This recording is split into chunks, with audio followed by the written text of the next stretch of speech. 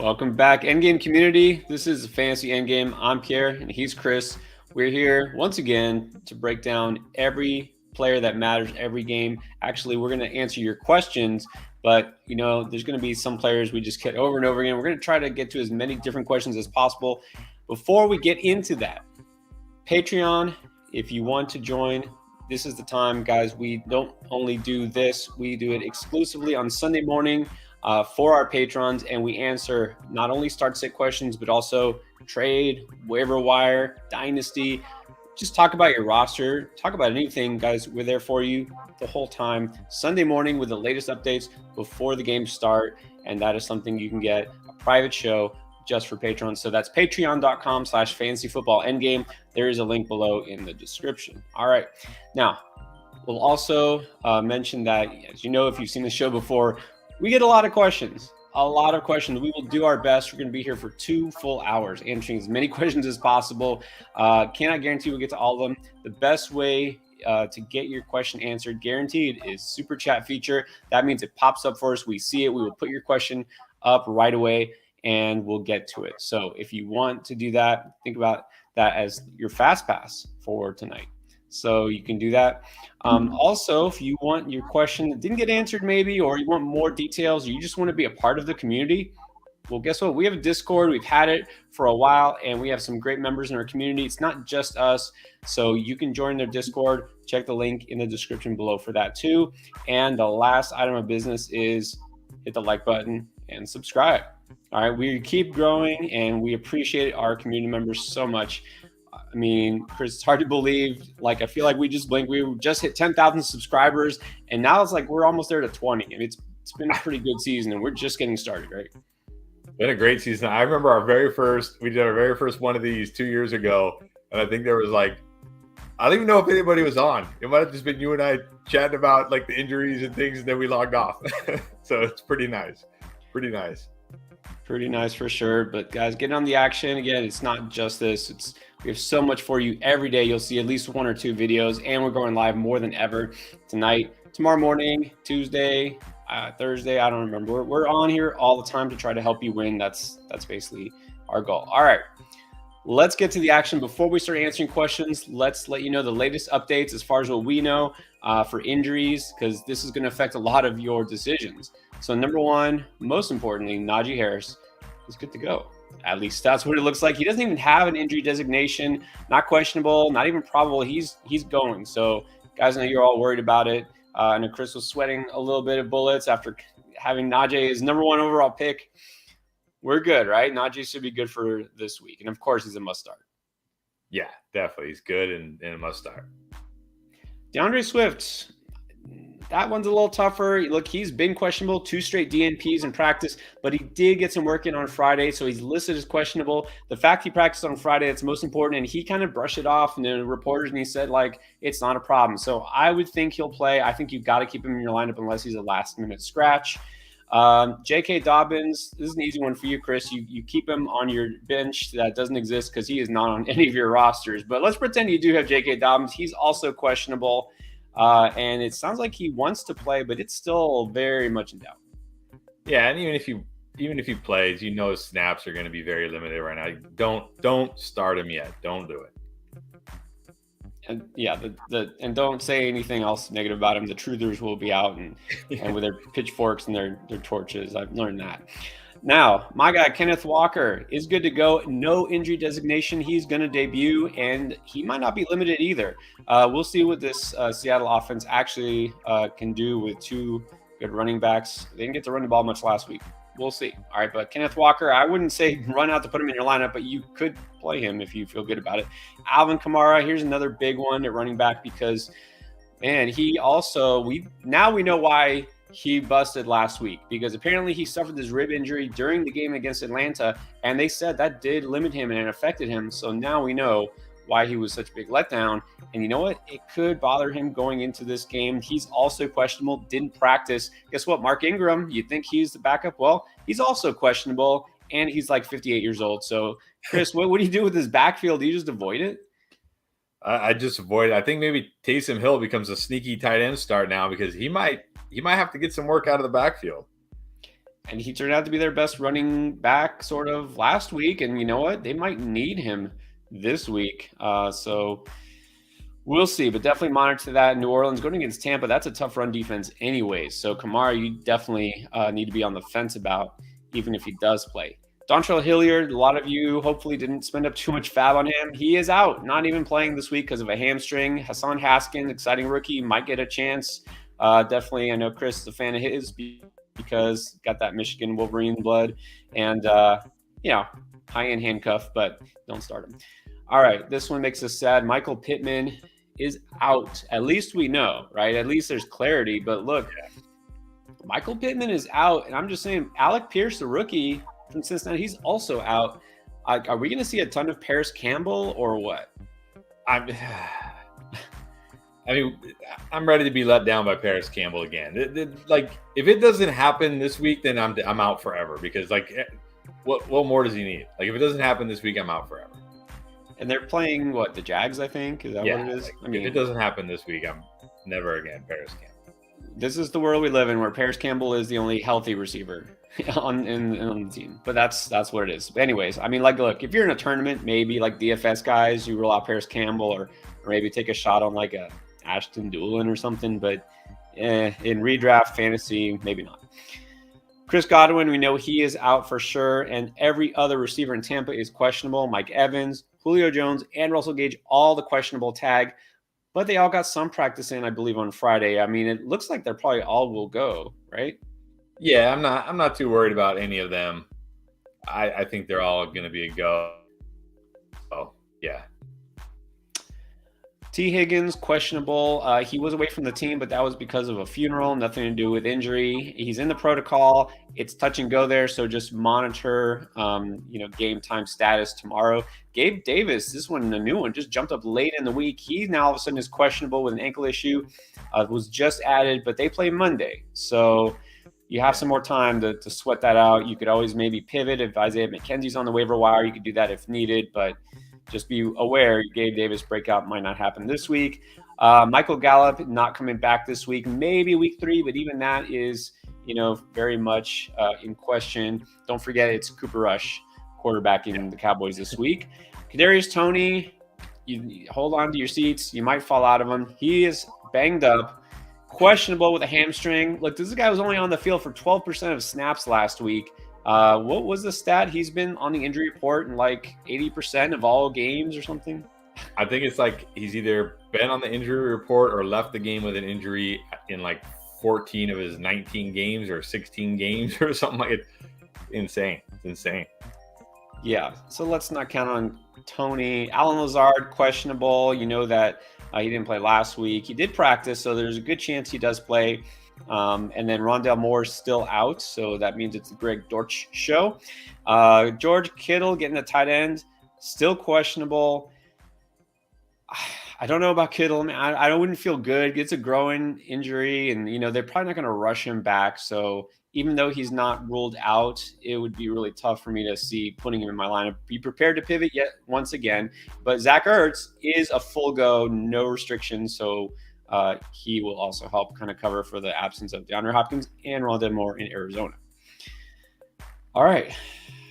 Only week 2, and that's a lot of injuries already out of the way. I think we got them. And if anything breaks up, breaking news that we see pop up during the show, we'll try to let you know. Yes. All right. I see that we're already backed up here on questions. Let's get started. You ready for the first super chat? I'm ready. Let's do it.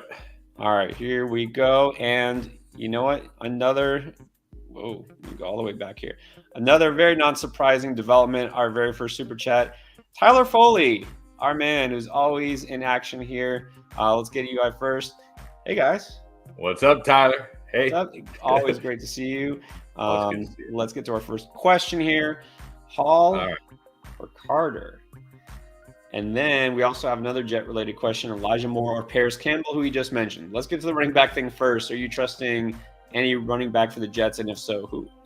Well, I'm actually gonna skip ahead to the easy one. That's Elijah Moore over Paris Campbell.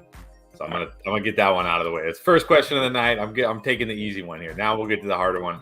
Right. If you got to start one of these guys, I think you have to lean Michael Carter right now.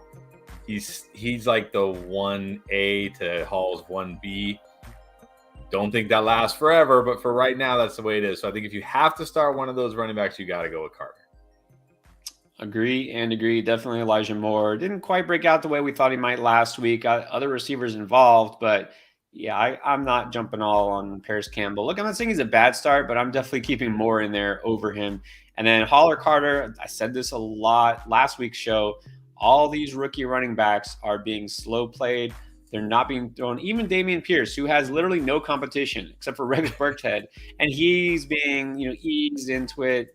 Tyler Algier wasn't even active. All these rookies not even active. So they're going to do the same thing for whatever reason. Breece Hall, and that's why I had him on the bust video. If you guys saw that, kind of have him disappointing this week because you want to start him because of what you're drafting him, but I don't think he's going to have a big game. Michael Carter is the guy who they're tending to throw to a lot more often as well. So I'm going to lean Carter if I have to choose. All right. Thank you for that, AMC Machine. Appreciate the super chat. Let's get to the next one, which is JNC Outdoors. Stafford over Burrow. I'm doing it. I'm pulling the trigger. Not that I'm nervous about Burrow necessarily because of his 4 interception game last week, but we do have to remember that Burrow got like almost no camp, right. He had the surgery. Stafford against the Falcons at home, 10 days. They're gonna be ready. I'm going Stafford over Burrow. You know what? I would do that too. I said this also on our Boom video. I'm all in on Stafford and Allen Robinson. You have to start Allen Robinson in this game. If he does nothing, then you panic, then you curse him, and you can curse me. That's fine too. But you have to roll with Stafford and Allen Robinson. He will be involved. That was just a bad letdown game. Those guys, maybe tired from winning the Super Bowl, maybe just didn't get a lot of action in the preseason because they didn't need to. The Bills rolled them. Fine. I don't think it happens against Atlanta. And Burrow, here's my thing with Burrow is not just the interceptions, but I don't think they're going to need to throw it 50 times against Dallas because Dallas, remember, guys, Cooper Rush. They have no passing offense to speak of at this point. I think it's a big Joe Mixon game. I don't think that they need Burrow as much. So I would go Stafford. All right, Henry Odom, we talked about Pittman. He is out. We know this. So he could go Bateman, Burks, Dotson, Elijah Moore, DJ Chark, or pluck someone off the waiver wire. I mean, we don't know who's out there, but I doubt anybody's better than those options. So who would you go with? Out of that group, I go with Elijah Moore this week. I think Elijah Moore is going to bounce back. He looked good. He just wasn't getting the looks. And also, he ran a lot of vertical routes. Well, I shouldn't say vertical routes, but more intermediate, longer routes. So he's going to be more volatile when he's running routes like that. But I think this is a week he can have a good bounce back week. So I'm going to go Elijah Moore. Normally, I would say it's Bateman, but again, keep referring back to it. There's a guy I talked about on the video. I'm down on Bateman this week. I don't think it's a good matchup for him. He's going to get a lot of Xavier Howard. And so Elijah Moore, I think he bounces back. I think he's fine. I might be interested in Burks if Kyle Phillips doesn't play. Remember Kyle Phillips, guy who led the Titans in targets last week, but he's questionable. So if he doesn't go, maybe Burks, but that's still, it's not a good matchup against Buffalo. So I would go this week. I'm going Elijah Moore, but probably going forward, you can just throw Bateman in there. Yeah. All right. Our boy Stinger. What's up, Stinger? Stinger, how is this even a question? How is this a question? Call me crazy, but I'm going Singletary. I like that matchup this week. He's technically the lead guy there. I think this is a game where they're going to be well in control. He could be getting like that fourth quarter touchdown. Donovan Peoples-Jones, I like him, but he's very boom bust, right? He's a big play or nothing kind of guy. And Mooney, man, I need to see something. I know it was a monsoon last week, but I need to see a little something from this Bears offense to make me feel better. So I'm going Singletary out of that group. Yeah, I don't think Singletary is a bad play, especially if we think Cook doesn't touch the ball after what happened last week. But I got to go Mooney. I mean, he's going to be the lead dog in that offense. Last week, chalk it up to not only bad weather, but a really good defense, right? San Francisco is one of the best defenses out there. I think Mooney gets involved. If this was non-PPR, I would say maybe Singletary. Assuming this is PPR, I'm going to go Mooney, though, because that's the thing. Singletary, can get chunks of yards, maybe score a touchdown, but he's not catching the ball too much, if at all. So I think if it was standard, I would go Singletary, but I'm sticking with Moody. Joe Castles, also frequent endgame live show chatter. Hey guys, I'm in bad shape. Oh man, yeah, Akers. Look, Alvin Kamara, Jalen Warren. Okay, you can't start Jalen Warren because Najee's going. J.D. McKissic, Kenyon Drake. I mean, first of all, you better hope Alvin Kamara plays, because if he doesn't, you really only have two options, and that's McKissic and Drake, because you can't start Jalen Warren. Like, he's nothing but a backup. So obviously, if Kamara plays, you're playing Kamara. Call me crazy, but I think I'm going Kenyon Drake. J.D. McKissic really only has value in games where they're going to have to throw a ton and be playing from behind, and this shouldn't be one of those games against the line. I know at least Kenyon Drake's getting the touches. I don't think J.K. Dobbins is going to have any role this week. Even if he plays, he's going to play like 20% of the snaps, maybe. I mean, I don't love it, but J.D. McKissic, like, what are you expecting from J.D. McKissic in a game that they should be controlling? So I got to go Drake, as crazy as that sounds. Okay, look, like, Warren's unstartable because Najee's playing. McKissic is just not going to do anything for you.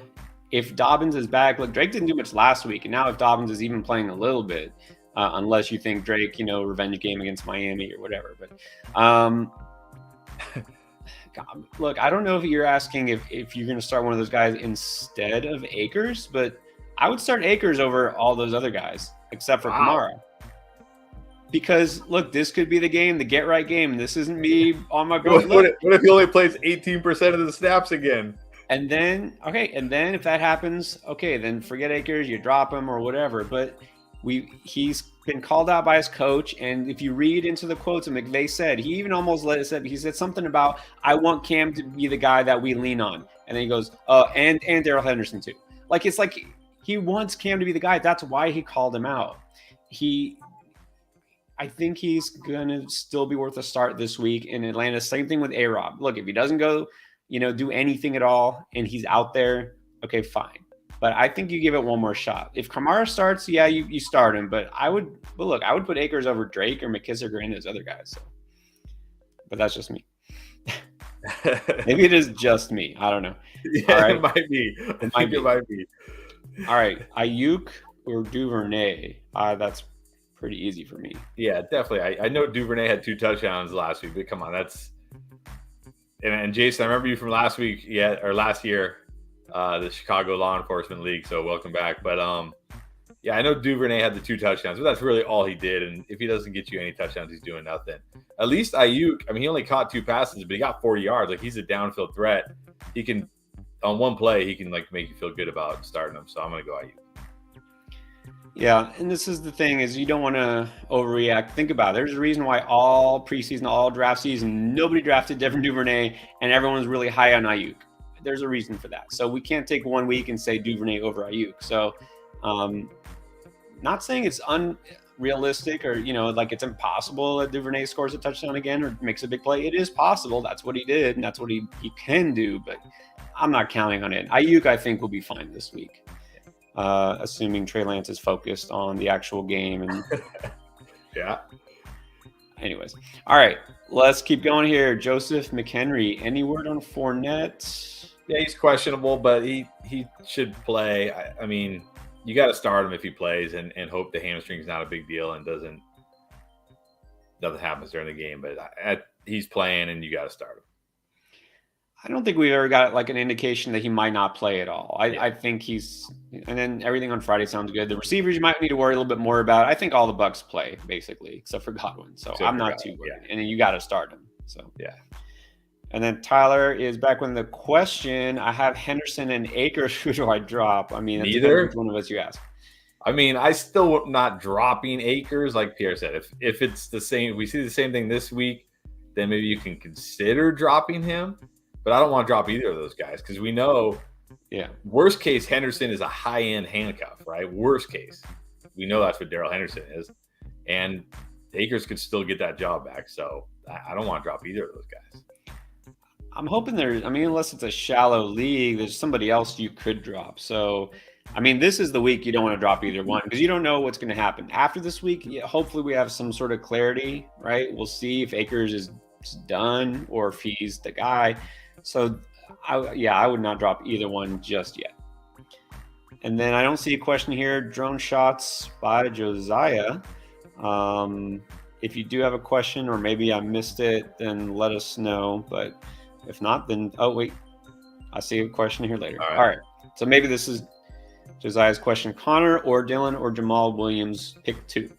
The first two.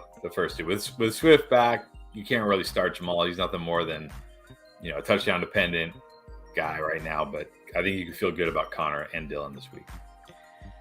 Yeah, Connor pretty much in every week start for the most part. Dylan most weeks. I mean, the only reason you start Jamal is Swift doesn't play. So let me ask you this, Chris. What if, because he's been limited all week, what if Swift is a last-minute scratch tomorrow morning? Oh, yeah.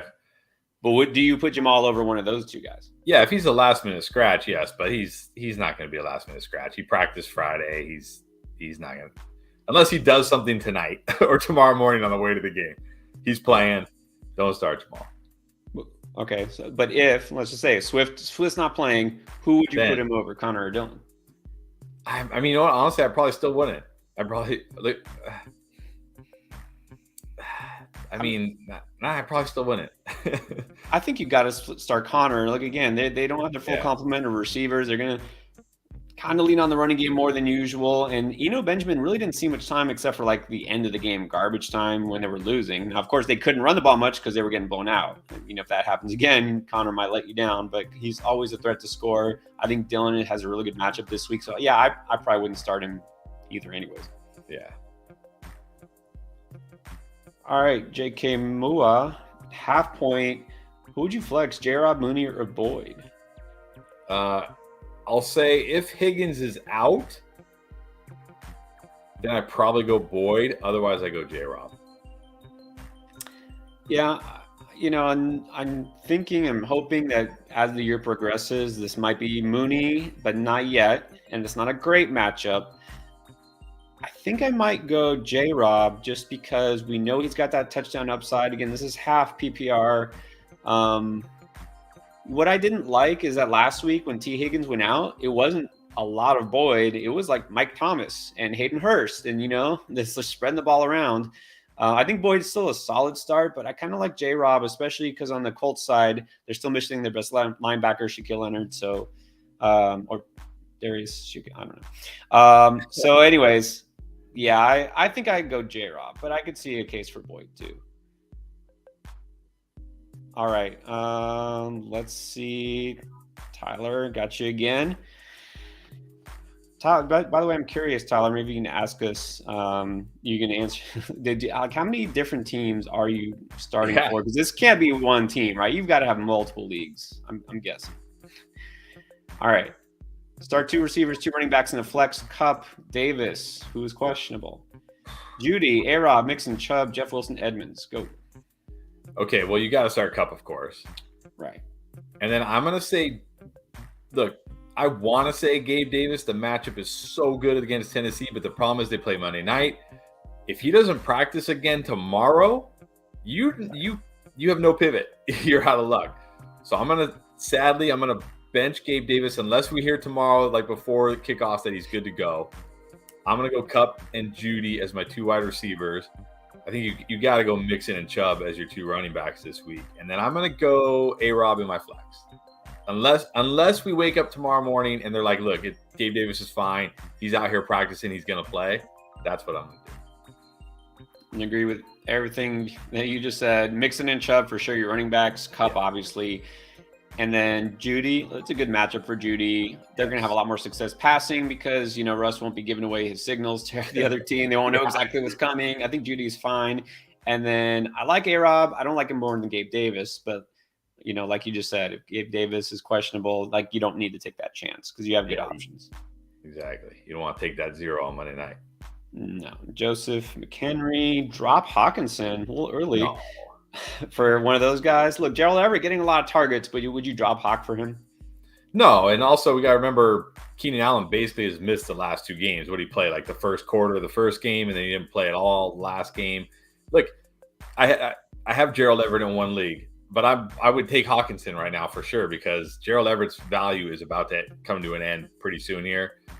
Hawkinson's value will remain the same. Like, no, he's not an elite tight end, but he's a guy you can just put in your lineup and you know he won't kill you most weeks. So no.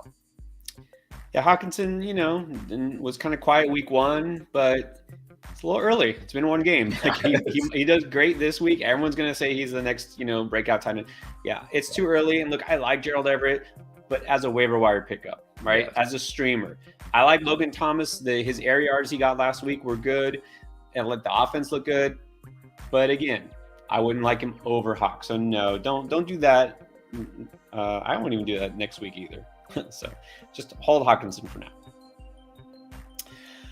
All right, Pittman is out. We know this. My wide receiver 2 is Davis. Okay, man. So plug in Elijah Moore or pick up Isaiah McKenzie.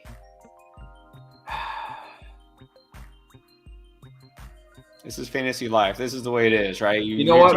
I'm great until they all are on the injured list. If you could pick up Isaiah McKenzie and not drop anybody good, I think I will do that because I think if Davis is out, we're going to see a big uptick in McKenzie's usage. And for me, it's worth the gamble that if Davis plays, because Davis is upside. Like what we just saw from Mike Williams on Thursday night that's like Davis's upside this week, right? Like some huge game against Tennessee where he catches like a long touchdown. And like it's Tennessee. Their secondary is terrible. So since you could pick up McKenzie, I would grab McKenzie. Don't drop Elijah Moore for him, though. But if you can drop somebody on the end of your bench that you'll never play, I'd grab McKenzie and I would wait and see what happens and either play Davis if he plays or go to McKenzie. That's a good point. Don't drop Elijah Moore. I mean, no, don't do that, please. And like you said, if Davis doesn't play, then yeah, McKenzie obviously going to be the number 2 target. Look, he scored last week, even when Davis was having a good game. And this defense is definitely a lot worse than the Rams defense. So McKenzie could be in line for a big game. So I agree. I would do that. As much as I like Elijah Moore, it's definitely not as good a matchup for him this week. Drew Loya, 2 questions. Let's start with this. By the way, thank you. Appreciate the super chat. Yes. Thank you guys. 2 wide receivers and a flex. Metcalf, Gabe, Curtis Samuel, McLaurin, Kareem Hunt, Renfro. Okay, let's do that first. 2 wide receivers and a flex. Well, again, just because of the uncertainty with Gabe Davis, I'm going to go Curtis Samuel, and McLaurin as my 2 wide receivers, unless we hear tomorrow morning before the games that he's good to go. And for my flex, I'm going, it's terrible you have to bench Gabe. I'm going to go Kareem Hunt for my flex. Yeah, I was going to say Kareem Hunt, great matchup. Obviously, the Jets, we saw the usage he got. I would definitely flex Kareem Hunt. If Davis plays, you want to play him, but right now you might not know that on Sunday. Yeah. So McLaurin for sure. And I hate to say bench Metcalf, but we got to bench Metcalf. So it would have to be Samuel. Yeah. All right. And then this is, I guess, a trade question. If I package Metcalf and Renfro, what could he get in return? That's not a bad idea, but what could he get in return? Yeah, that's the thing. Like we get a lot of these trade questions in our Discord where it's like, hey, I want to trade away my 2 crappy players. What can I get? It's like probably somebody crappy. Like you can't, like, you know what I mean? Like I love the 2-for-1 trade. It's my favorite trade. But you have to give 2 good players to get 1 great player, 1 stud. You can't expect to give away 2 crappy players and get a good to great players. I mean, maybe you can if you're in a league where people don't know what they're doing.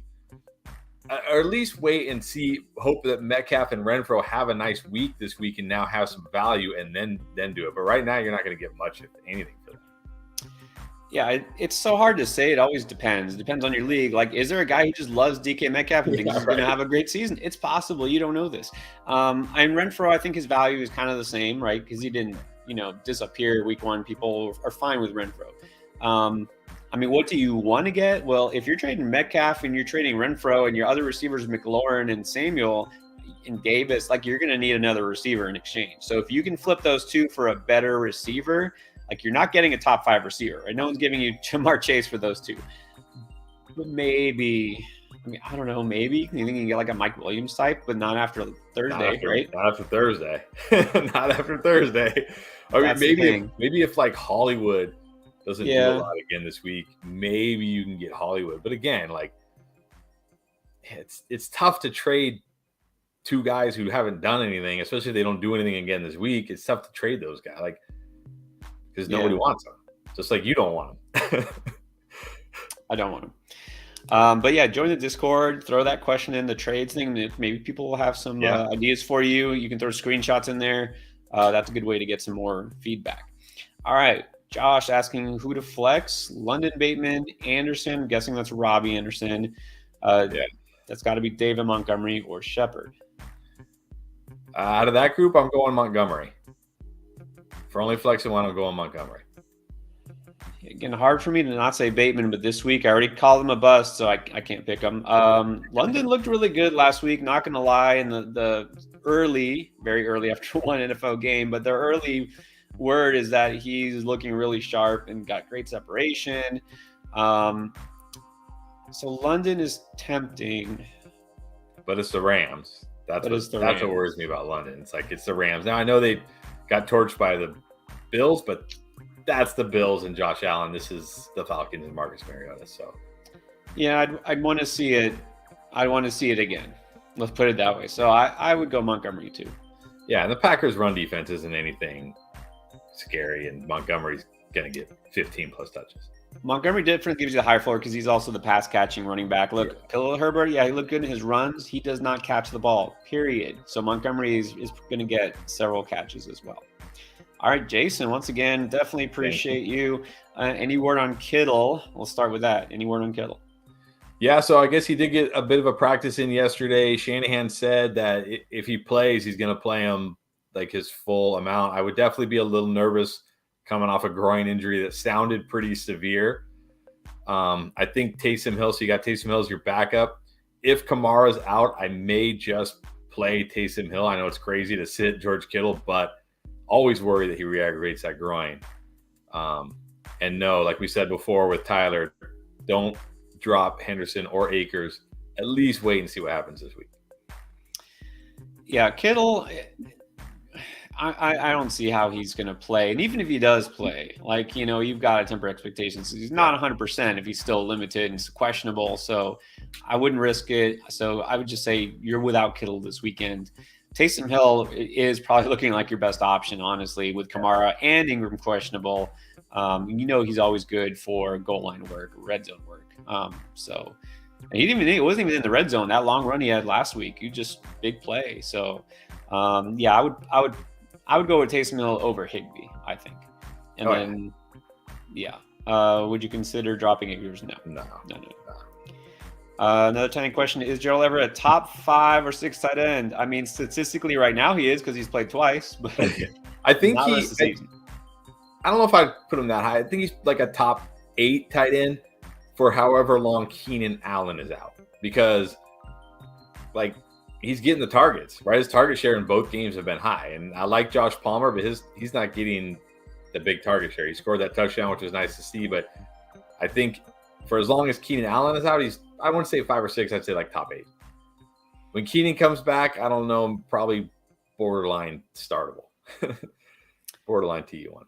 And that's the thing, is he put up numbers again this week, but again, without Keenan Allen, but also this is an offense that had to pass a lot, right? Going against the Chiefs, they had to go full throttle. They're spreading the ball around. We're seeing guys like Xander Horvath score every week. We're seeing Josh Palmer get involved. It's not going to be, where Everett has a guaranteed target share. That's the thing. But look, if you're without Kittle, he was a great pickup, and he is a great pickup.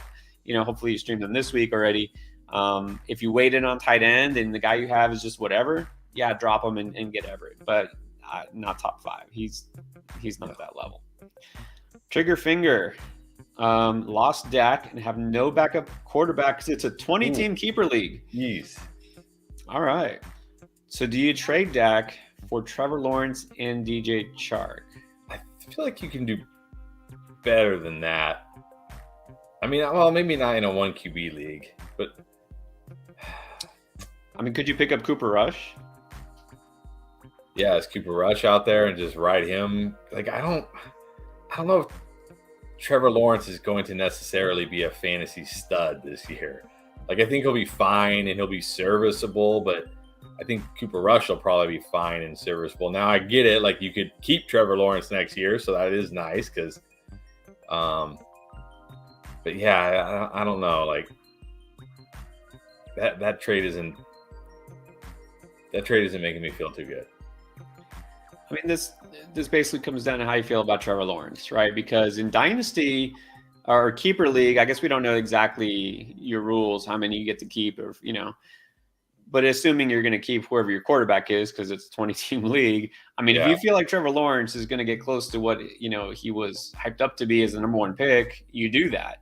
I will say that a few weeks ago, I wrote this article on dynasty players to sell. Dak Prescott was on there.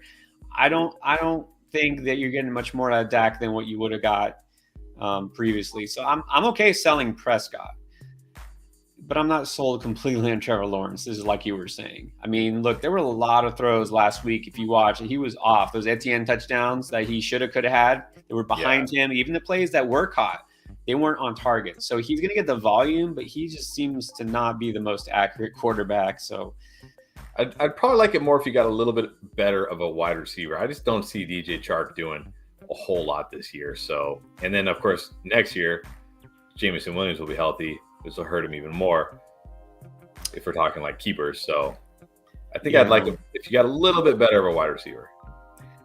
Yeah, I'm guessing whoever's doing this, they're just throwing in Chark, right? Because they don't really care about Chark either. So yeah, exactly. Maybe if you could get like somebody a little more serviceable. Yeah, Zay Jones. Maybe, you know what? At least you get that stack, right? I mean, he's getting the target share. I would like that better than DJ Chark. And the thing is, he says he's built to win now, so he doesn't want to go 4 weeks or however long without a quarterback. So I get that. Yeah. Look, in your case, and I'll tell you that, look, I had Dak as a dynasty sell before the season, and I just also finished writing up something about how, like Russell Wilson last year, you remember that finger injury? He didn't look the same the rest of the year. And the receiving core is still not going to be great the rest of the year. So I'm okay doing this deal, but like Chris said, if you can get a better receiver, better player other than Chark, I'd see pulling the trigger. I just realized I said that, pulling the trigger finger. Okay. Big crit. Jeff Wilson, Rondé Stevenson, Greg Dortch, or Paris Campbell. Now we're getting interesting. All right, I know you're gonna call me crazy, but I'm trusting Jeff Wilson this week. Like he's not like a must start for me, but look, we're talking about Stevenson in an awful offense. Dortch, okay, fine, but are we gonna really see that again? Campbell should be the answer here, but it's Paris Campbell, and I'm tired of being wrong on Paris Campbell. Shanahan trusts Jeff Wilson. Shanahan has used Jeff Wilson plenty in the past. I'm going to go Jeff Wilson. It's not that I don't trust Jeff Wilson. I don't trust Shanahan. I just don't. I think Debo is going to be the leading rusher. I don't trust this whole offense. I can't start Jeff Wilson just yet. Dortch got a lot of targets. I can't guarantee that'll happen again. Campbell should be the answer, but yeah, like you said, I want to see it first. I would go Ramondre because Ty Montgomery is not there anymore. I think Ramondre catches some passes. They know they have to run the ball more because they can't pass it. So I would go with Ramondre. And it doesn't hurt that TJ Watt isn't playing. So that Steelers defense, which was amazing last week, is without their best player. So maybe slightly less dominant. And here's another Ramondre question. Non-PPR, though. Ramondre or Gainwell? I mean... Okay, Ramondre. In non-PPR, Ramondre, because that's Gainwell's thing, is he catches passes. Yeah, definitely Ramondre. Yeah, I agree with that, Ramondre, because Gainwell really doesn't run the ball enough. And they both have kind of similar touchdown upside. All right, a Zerby. Have Barkley, Connor, and Najee. Should I trade A.J. Dillon for Keenan Allen? Ooh, okay. My instant reaction was yes. But I really like A.J. Dillon this year, and I'm a little low on Keenan Allen. And now we got a 30-year-old wide receiver already dealing with soft tissue injuries. I mean, you're deep at running back, so you don't need – but you can never be too deep at running back. Let's be real. I think for me, it's not a slam dunk as I first thought my initial reaction was. I think it more would come down to your team. Are you hurting a wide receiver? Like, do you need wide receiver help? Like, your wide receivers are terrible. then I do it. If you're okay at wide receiver, like I don't know who your wide receivers are, obviously, but if you're good at wide receiver, I keep Dillon because, again, you can never have too many good running backs. Keenan Allen, 30 years old. Last year, Pierre and I both subscribed to Reception, which is a great site, by the way. He charts routes for every receiver. So he's not just looking at like catches. He's actually looking like, do these guys get open? Keenan Allen saw a decline across the board. Not a huge decline. He's still a great receiver, but he saw a decline. Now he's 30. Now he's dealing with a hamstring. We can see that decline even more. Josh Palmer probably going to be worked in more. I think I keep Dillon. Yeah, again, it depends. A receiver, I don't mind trading him if he's your fourth running back to get a good receiver. That might help you. But Keenan Allen, maybe can you get somebody comparable like a McLaurin? Like a maybe not, but maybe try get like a Waddle or a Bateman type. Deontay Johnson, maybe someone who's not like super exciting, but is solid week in, week out. Maybe try somebody like that. I agree. Bryson, flex, Kirk, J-Rob, Renfro, or Edmonds? In full PPR, I think I'm going Christian Kirk. I liked what I saw in week 1. I liked his target share. Robinson, fine, but it's not like Robinson's getting 20 touches. Etienne's going to get his. Renfro, no. I do like Edmonds a lot, but obviously the ceiling isn't super huge for Edmonds, so I think I'm going to go Kirk. Yeah, I was pleasantly surprised by Christian Kirk, his target share last week, and they're going to have to throw the ball a lot, like we said. So, yeah, in full PPR, go Kirk. If it was non-PPR, maybe Robinson, but, yeah, Kirk seems to have the highest ceiling, so I'm going to agree with that. All right, so here we go. Pittman is out. We're going to get a lot of that. Yep. Pick up Paris Campbell, but I have Albert O, Devontae Smith, and Singletary. To me, this is easy. Yeah, I start Devonta Smith this week. We're hearing kind of like the I wouldn't say like the squeaky wheel because the Eagles seem like they're a team that just loves each other, but which is weird to say about the Eagles. But it almost sounds like we're hearing like, oh, this is going to be a Devonta Smith week because he got shut out last week. Yep. But I would also pick up Paris Campbell if you can. So like Albert O, if you have a better tight end that you're going to start, I would pick up Paris Campbell because we don't know. It's a quad injury for Pittman. He could miss another week, hopefully not. And you want to see I'd like to see what Paris Campbell could do. So that's what I'm starting Smith, but I would pick up Campbell if I can. Yeah, and the fact that you're mentioning Albert O with those guys makes me think this is just a flex option for you. You're not needing him at tight end. You can drop him, and exactly like he said, Devontae Smith. So I think somebody asked like, "Oh, you didn't catch anything last week. Like, is that going to change?" He just kind of smiled, and he's like, like it's going to happen. Come on, this is going to be a shootout. It's going to be a great game for fantasy. I think Minnesota, Philadelphia. That's definitely a game I want to watch. Devontae Smith, I think you have to start him. Yeah. All right, Charlie. Wow, he's ruined your whole weekend. Yeah, it's a little early for that. Look, you haven't lost yet. All right. Well, look, it makes sense that Pittman will get a lot of questions because we were so on Pittman all off season. If you watched us, you probably drafted Pittman like we did. So, look, the good news is the quad, and I think you posted something like almost nobody misses more than like a week or two with quad injuries. Yeah. So more than likely he's back next week. Worst case, probably week 4, and then he's fine the rest of the season. So look, he's still going to be awesome. Don't worry. He's going to be awesome when it matters in the fantasy playoffs and down the stretch. So, anyways, he might ruin your weekend. He'll still help you win your season. Yeah, exactly. So do you go Mooney, Bateman, Robbie Anderson, or Dotson? All right, this is one time I'm going Mooney. Bateman, tough matchup. Robbie Anderson, come on, no. Dotson. Yeah, he had those 2 touchdowns, but really only, 4 targets last week. He's still not there. It's like McLaurin and Samuel are the top 2 guys, so I'm going Mooney out of this group. Remember, Washington had to be in comeback mode for a while. They were passing a lot. I don't think it's going to happen this week. You never know, but still, I don't know that we can assume Dotson will reach the end zone. So, yeah, I'm going Mooney. I think he'll be okay this weekend. Tyler is back. He has 3 paid and 8 free for fun and research. That's the way to do it. Look, you don't have to be hardcore about all your leagues, right? You play just to get some exposure to different guys and have fun. And all right, that's I don't know. I don't even know how many leagues I'm in, so I can't compare because I have too many to count. All right, Giants and fantasy. Hopefully you're not a Giants fan. Then I wouldn't feel bad. All right, who do you flex? Curtis Samuel, Brandon Ayuk, DJ Chark, Alan Lazard.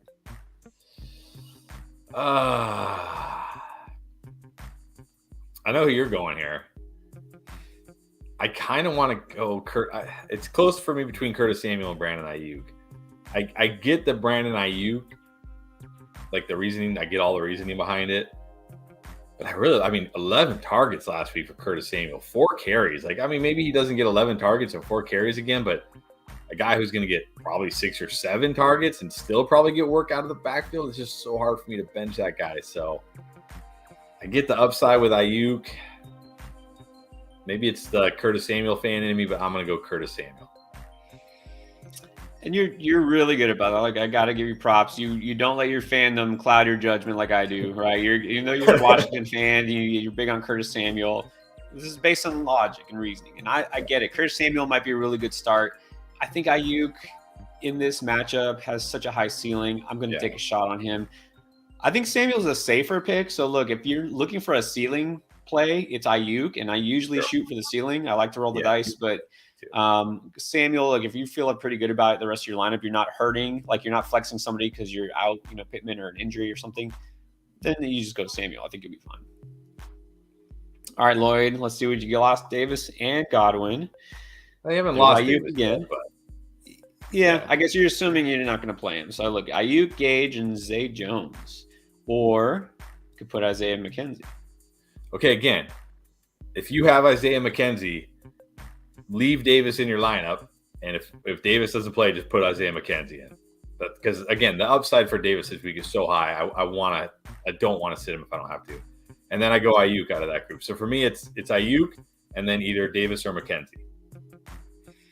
Yeah, Gage, he's also questionable, and he didn't see that much action in week 1. Zay Jones is fine, but that's more of a desperation stream. I'd rather play Ayuk for sure over him.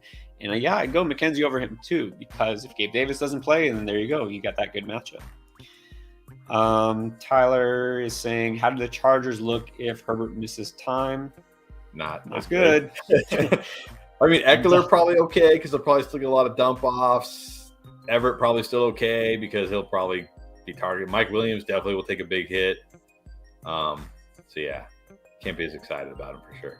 But they're not. He's day to day. It doesn't sound like he's missing time for sure, right? No. They haven't announced it for sure. He could still play, but you never know. It is a rib thing, so. All right, relaxing sounds. Definitely could use some of those after Sunday. But here's the question: full PPR: Mooney, Olave, Kmet, Albert O. Pick 2. Mooney and definitely Mooney. I might have to go Albert O over Olave just because it's a Bucs, and that Bucs defense looked so good in week 1. And Olave really, not going to get a high target share right now with Thomas healthy and Landry healthy. So I think I'm going to go Mooney and Albert O, which I almost never flex a tight end, but here we go.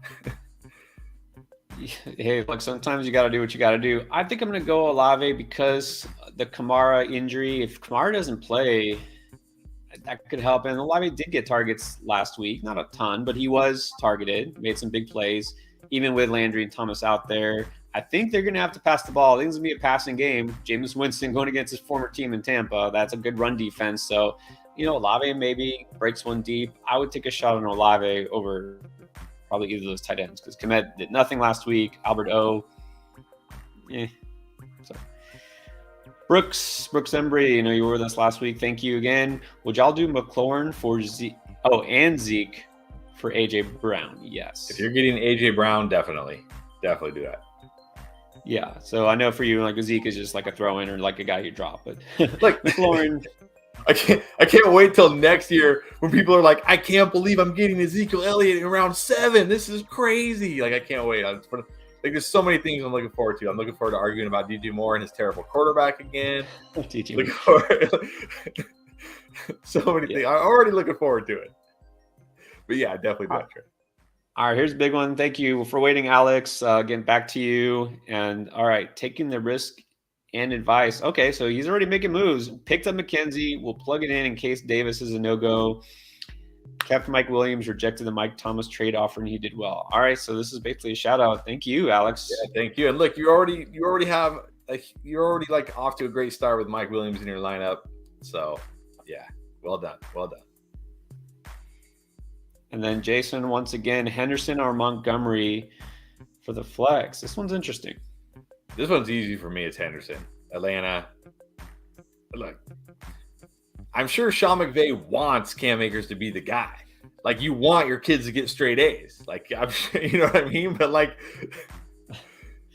I still think we see way more Henderson. It's Atlanta. I gotta go Henderson. Yeah, no, because even if Cam plays and, doesn't get benched or whatever, Henderson will have a role. I mean, he will, and it's Atlanta, so yeah, I do agree. And look, Montgomery's sharing time too. This isn't last year's Bears offense where it was all Monty. So yeah, this week I would go Henderson too. And then Rob, okay, so he already, I guess, made this move, traded the Bills for the Cowboys. Interesting because, well, look, you're getting the number one receiver for the Cowboys, CeeDee Lamb, who I'm scared to death of now, and the tight end one. I think that's an upgrade, but yeah. But like, still, I mean, yeah, you're going to probably struggle for 4 to 6 weeks. But you got Evans, Mike Williams, Allen Robinson. Hopefully, Allen Robinson shows us something this week, and you can feel good about it. And Lamb might. It's not like Lamb's going to like be useless. He's just probably going to be more like a wide receiver 3 now with Cooper Rush, more than likely. I do still think Lamb will be good down the stretch, and I don't think Schultz really takes much of a hit at all with Cooper Rush. I think Schultz will be just fine, which I definitely think that's an upgrade over Knox. So I like this trade for you. It's definitely like a potential league-winning trade down the stretch if Dak comes back, gets healthy, and Lamb plays like we expect Lamb to play. So I like it. It's kind of surprising. You look at this, it must have been a Bills fan you traded with. I mean, you're trading a guy. CeeDee Lamb was like a second-round pick. Dalton Schultz, a top 5 tight end. Dawson Knox is like the tight end 10 maybe, and Gabe Davis was like it depends on your league, like a 5th, 6th round pick. So either that or somebody panic traded, after Dak got hurt. Yeah. So, which is probably what happens. Probably what happened. And look, I do have CeeDee Lamb in a couple of leagues, and I have not traded him. All right, so for all the crap I was talking earlier, but still, look, Schultz actually might benefit from Dak being hurt. We know this happens because tight ends, when there's no other receiver, when there's inexperienced quarterback, I love Dalton Schultz the rest of this year. And definitely over Knox. And then Lamb, I think he could at least produce as well as Gabe Davis, I think. All right, we're going to keep going, guys. Just by the way, if you're just putting comments in the chat, keep them in there. We're going to try to get to you, but honestly, we have so many super chats. We're still backed up. We're going to try to get to them. I promise. And we'll do our lightning round later. We're still here for we still got over an hour to go, so we got plenty of time still to get to these questions. Yeah. Stick with us, guys. All right, here we go. Justin. Penny, Bateman, Samuel, or J.K. Dobbins? Well, definitely not Dobbins. Not Penny now with Walker back because it's not going to be all Penny. Don't like that Bateman matchup. I got to go with my boy Curtis Samuel. It's Detroit. Come on, it's Detroit. Like, gotta feel good. I'm going to agree. Usually I go Bateman. Not this week. I'm going to go Samuel. And like I said too, look, we're hearing Brian Robinson close to getting back. That's great news, but he's not back yet. And besides Gibson, it's their pass catching guy, McKissick. Samuel will still get work in the backfield, is what I'm getting at. And he's going to get targeted. So, yeah, you got to like Curtis Samuel. Joseph, man, back again. Thank you. We definitely appreciate it. All right, here we go. His lineup is Lamar, Fournette, Connor, Kupp, I guess Deontay, Schultz, and flexing Hunt. Got the Rams, got McManus. All right, on the bench, Russ. So I guess let's start with that. Would you play Russ over Lamar this week? No, Lamar every week must start for me. Etienne.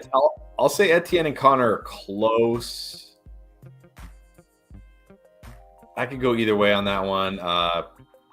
Definitely not playing Hawkinson over Schultz. Not playing any of those wide receivers over yours. I think you're good. It's the only reason why I lean Etienne maybe over Connor is because Etienne will catch passes. Look, I guess Connor might too. So I probably stick with your lineup as is. I think it's fine as is.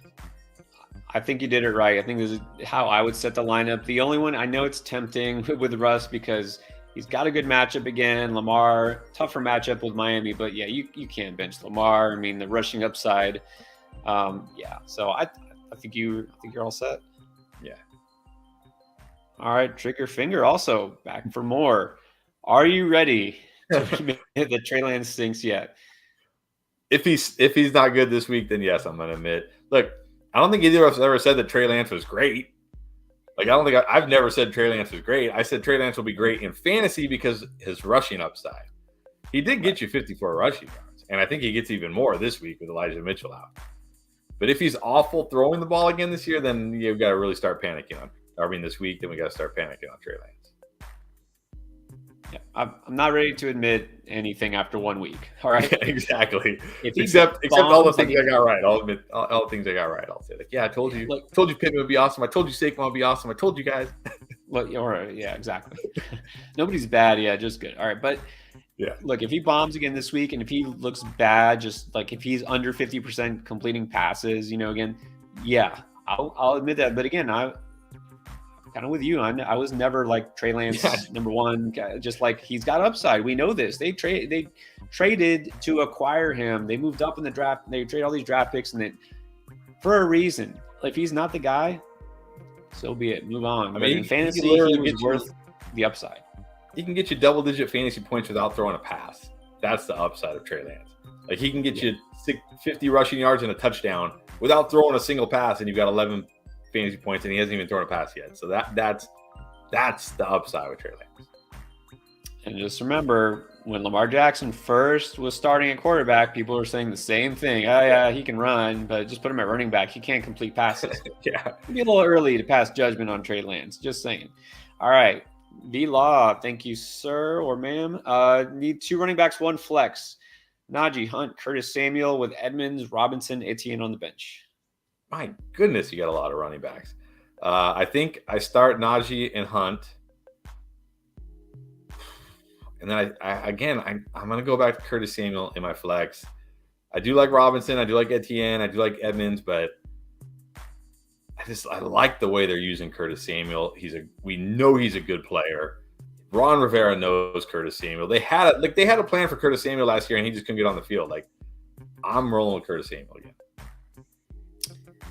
Yeah, I think these options are pretty close. I'm tempted by Edmonds. I think he's got a good matchup. I like the fact that he saw such a big share of snaps in the backfield. Yeah. But Curtis Samuel, again, all those targets plus some carries. I'm going to go with Samuel. Edmonds is close for me, but I'm going to agree. I think you're good there. All right, good luck. Fab Bibi. This question.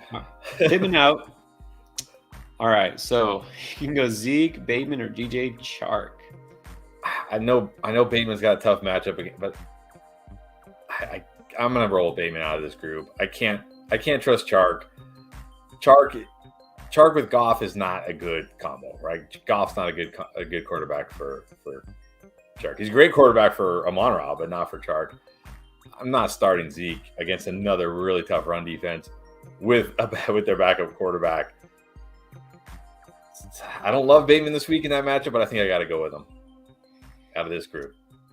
Yeah, I don't love Bateman this week, but I don't love Zeke, and I wouldn't start Chark over either of those two. So, I mean, I could see that maybe Zeke gets more involved, and but you got to think the Bengals have a good run defense, and you got to think they're gonna be ready. And there's a chance, and it's not guaranteed, right? It's not like the Cowboys are definitely getting rolled just because they don't have Dak, right? But there's a chance he gets scripted out of it. So, like last week, there was big stretches of the game he wasn't even on the field. Like, all this talk about we're gonna lean on Zeke, and then there's stretches of the game where you don't even see Zeke for 2 series in a row. It's just all Tony Pollard. Can't do it. Yeah, but it was Jerry Jones saying that Mike McCarthy's the one on the field actually coaching. So exactly. All right, Lucky Ace 97. Start 2, Terry, Bateman, Devontae Smith, and AJ Dillon. Only because it's half PPR makes it tough for me.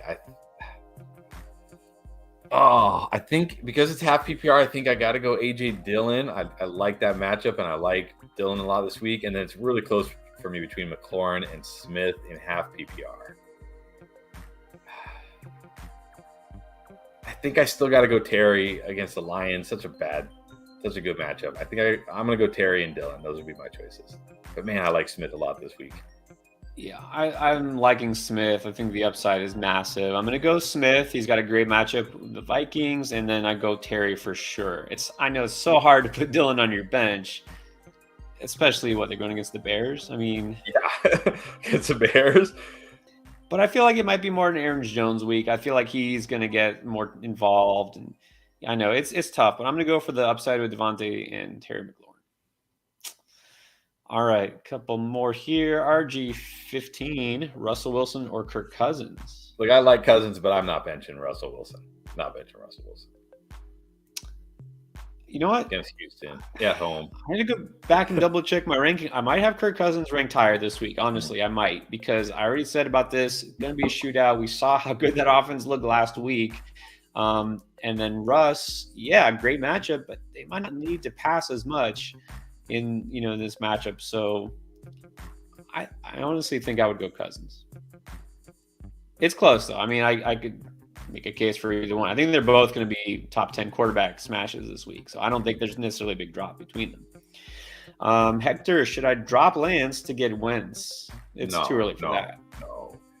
Look, okay, Wentz might have another good game this week against the Lions, but you're not going to want to play Wentz in those tough matchups. At least see what Lance does this week. Wentz will be there next week. Don't worry. If you need Wentz next week, he'll be there. One of the biggest mistakes that fantasy managers do, right, especially at first on, is chasing points from last week. Look, if you're going to go back in time and drop Lance to get Wentz for week 1, that's a great move. Week 2, it might not be.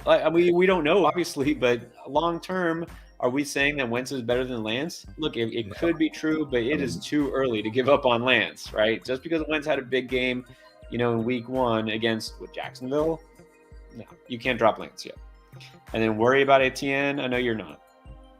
I mean, I'm definitely more worried than I was before the season because this looks like it's going to be more of a committee than we would like. But he's still a great player, and he still has a great role in this offense. So I wouldn't say I'm worried. I'm just maybe not as high on him as I was preseason. Yeah, I mean, we really did not expect James Robinson to be like full go week 1 coming off an Achilles and get as many touches as he did. I'm not going to eat into Etienne's carries, but he's still a dynamic athlete. He's still great pass catching, and that's what you want. So, yeah, I'm moving him down a little bit in my rankings, but I'm not like panicking because I guess I didn't have him super high to begin with. So if you thought he was going to be like a top 10 running back, then yeah, I guess you should be worried, but I didn't. All right, V-Law again. 2 RB, 1 flex. We already did this. I feel like we already did this. Yeah, we did this one. Najee Hunt. We both said Najee Hunt and Samuel. Evans close. I mean, all these guys after Najee and Hunt are close to me. But yeah, we did Najee Hunt and Samuel. Yeah, I think you're good there. I think you asked this already. So yeah, you're good. You're good. All right, Cody. Michael Carter, James Robinson, Curtis Samuel, your guy again, or Jeff Wilson. I'm going to answer a lot of Curtis Samuels, especially with these guys. Like Michael Carter, yeah, he's technically the 1A there, but, tough matchup against Cleveland. James Robinson, okay, yeah, he had the touchdowns last week, but he's not a guy that's getting, tons of receptions with Etienne there. He's going to really need touchdowns to be super valuable. Jeff Wilson, I mean, I think he'll be better than people think this week, but he's also high risk. I'm going Curtis Samuel again. I'm also going Curtis Samuel. We've already talked about these guys. Wilson, I'm not ready to jump in on him yet. James Robinson, like you said, if he doesn't score a touchdown, he might disappoint you. That's the thing, is he's not the pass catching back. Yeah. And so Robinson, I think, is fine, but I feel better about Samuel. Michael Carter, I think he's better than Breece Hall this week, but I don't think he's a great start in fantasy either. So, yeah. All right, what about Chase Edmonds or Michael Carter? Definitely Edmonds over. I'm gonna see this is where people are like, but Edmonds didn't do anything last week and Carter did, but Edmonds dominated that backfield, and it's a much better matchup this week. Edmonds. Gotta go Edmonds, the guy who's definitely going to get more touches. And Baltimore defense. 4 catches last week too. 3 or 4 catches. Huh? Yeah, and they're both pass catching guys, right? Yeah. Is it crazy? Trigger finger once again. Is it crazy to start Kylan Granson this week? Well, that depends on your other options. I mean, if you're without Kittle, I mean, it's not crazy. He had, I'm gonna have to look this up. Didn't he have like 7 targets or something? I mean, we're talking about streaming tight ends. It's like, yeah, you don't really like, nothing's too crazy, really. Well, that's true. Yeah. Well, all right, 7 targets, now only 3 catches for 22 yards. But here's the thing. I know why you're saying this. Michael Pittman's out. Alec Pierce is out. Paris Campbell, who knows? I thought Mo Alley Cox would really be more involved than he wasn't. It was Granson. So I don't think that's crazy. I mean, I'm not running out to start him anywhere, but would I start him over maybe like a Cole Kmet or somebody who also did nothing? I mean, sure, why not? All right, George. I don't really feel like roasting somebody on here, but I'm going to say if you're going to lose that trade, sadly. And I'm not even like that high on Michael Thomas. And look, Michael Thomas, again, reception perception, definitely he's not close to the old Michael Thomas. He scored those 2 touchdowns. That's great. He's not going to have weeks like that every week. But Zeke is not close to the old Zeke either, and now he's in a bad offense. Like, I don't want to roast you, but yeah, you probably should have kept Michael Thomas. And I love it. I love the way it's phrased. Like, roast me. It's like you feel like you know this wasn't a good trade, but you did it anyway. So it's like, but I know it's because he's thinking, well, Chris won't approve. Like, I'm fine trading Michael Thomas. I feel like maybe you could have got somebody. But again, I'm not completely out on Zeke. I probably would have got somebody a little bit better. Yeah, especially after Michael Thomas did what he did in week 1. People are all crazy about Michael Thomas right now. I feel like you could have at least gotten more. Right. Okay. Jamar Hawkins. Would you trade Antonio Gibson and Gerald Everett for Mark Andrews? I'm going to say big yes to that. Brian Robinson already doing work on the side. He's going to be back at some point. That's going to kill Gibson's value. Everett, we already talked about. He's not going to have value long term. I would absolutely do that. Yeah, and even though I don't necessarily think Mark Andrews is the tight end 1 this year, I think it's going to be Kelsey. He's a top 3 tight end. I mean, almost surely. Gerald Everett will be fine, but you're going to win that deal. Appreciate you, Jamar. Lucky Ace, back for more. Start 2, DK, Terry, Bateman, Devontae Smith, and Dylan. This also sounds familiar. We had this question I feel like we had this question just without DK Metcalf. I'm going to stick with Dylan and McLaurin. I like Smith this week. I get all the upside, but there's also the risk that it's the Eagles and Jalen Hurts spreads it around and he doesn't really get tons of targets. So I like Dylan against the Bears. It's hard for me to bench him, and I like Terry's matchup this week. I'm going to go to those 2 again. And I'm going to stick with Terry and Devontae. And it's close. Like I said, maybe Devontae doesn't have a huge week, but I would take the chance on it. I think he will. And then Sabasan. Sorry for that. I know you super chatted earlier. We appreciate that. So he's got Murray, Diggs, Julio, Gibson. I'm guessing that's Cordero, Pitts, and Devontae. Singletary, Campbell, 2. Okay, so would you put Singletary or Campbell in for any of those guys? Well, no, because I'm not benching Gibson or Patterson this week. I might move. Do you like Singletary better than Cordero? I mean, I know Cordero has a tough matchup against the Rams this week. Maybe he's going to bomb, but Damian Williams on IR now. Algier might not even be active again. They called up Huntley off the practice squad. I was going to say Tyler Huntley, but he's a quarterback. But the other Huntley off the practice squad. The only thing I'm thinking is maybe Singletary over Julio, move Devonta to wide receiver and Singletary to my flex. But even that's kind of close for me. So I might just leave it the way it is. Yeah, I think you have to start Patterson. Didn't mention it earlier at the beginning with the injury news because Damian Williams not fantasy relevant, but it should matter that Williams is on IR, like you said. Algier will debut, but the fact he didn't even wasn't even active week 1, I don't think we'll see a lot of Algier. I think it's going to be all Cordero. I think you've got to keep him in your lineup over Singletary, and he assuming this is PPR, definitely has that pass catching upside. And Campbell, No, I wouldn't switch him for anybody. Christopher Lloyd. Should I put Burkhead, Etienne, or Elijah Moore? For the flex, I'm going to assume it's PPR, and I would still go Elijah Moore. Just a little bit over Etienne. Not Burkhead. I'm not playing Burkhead.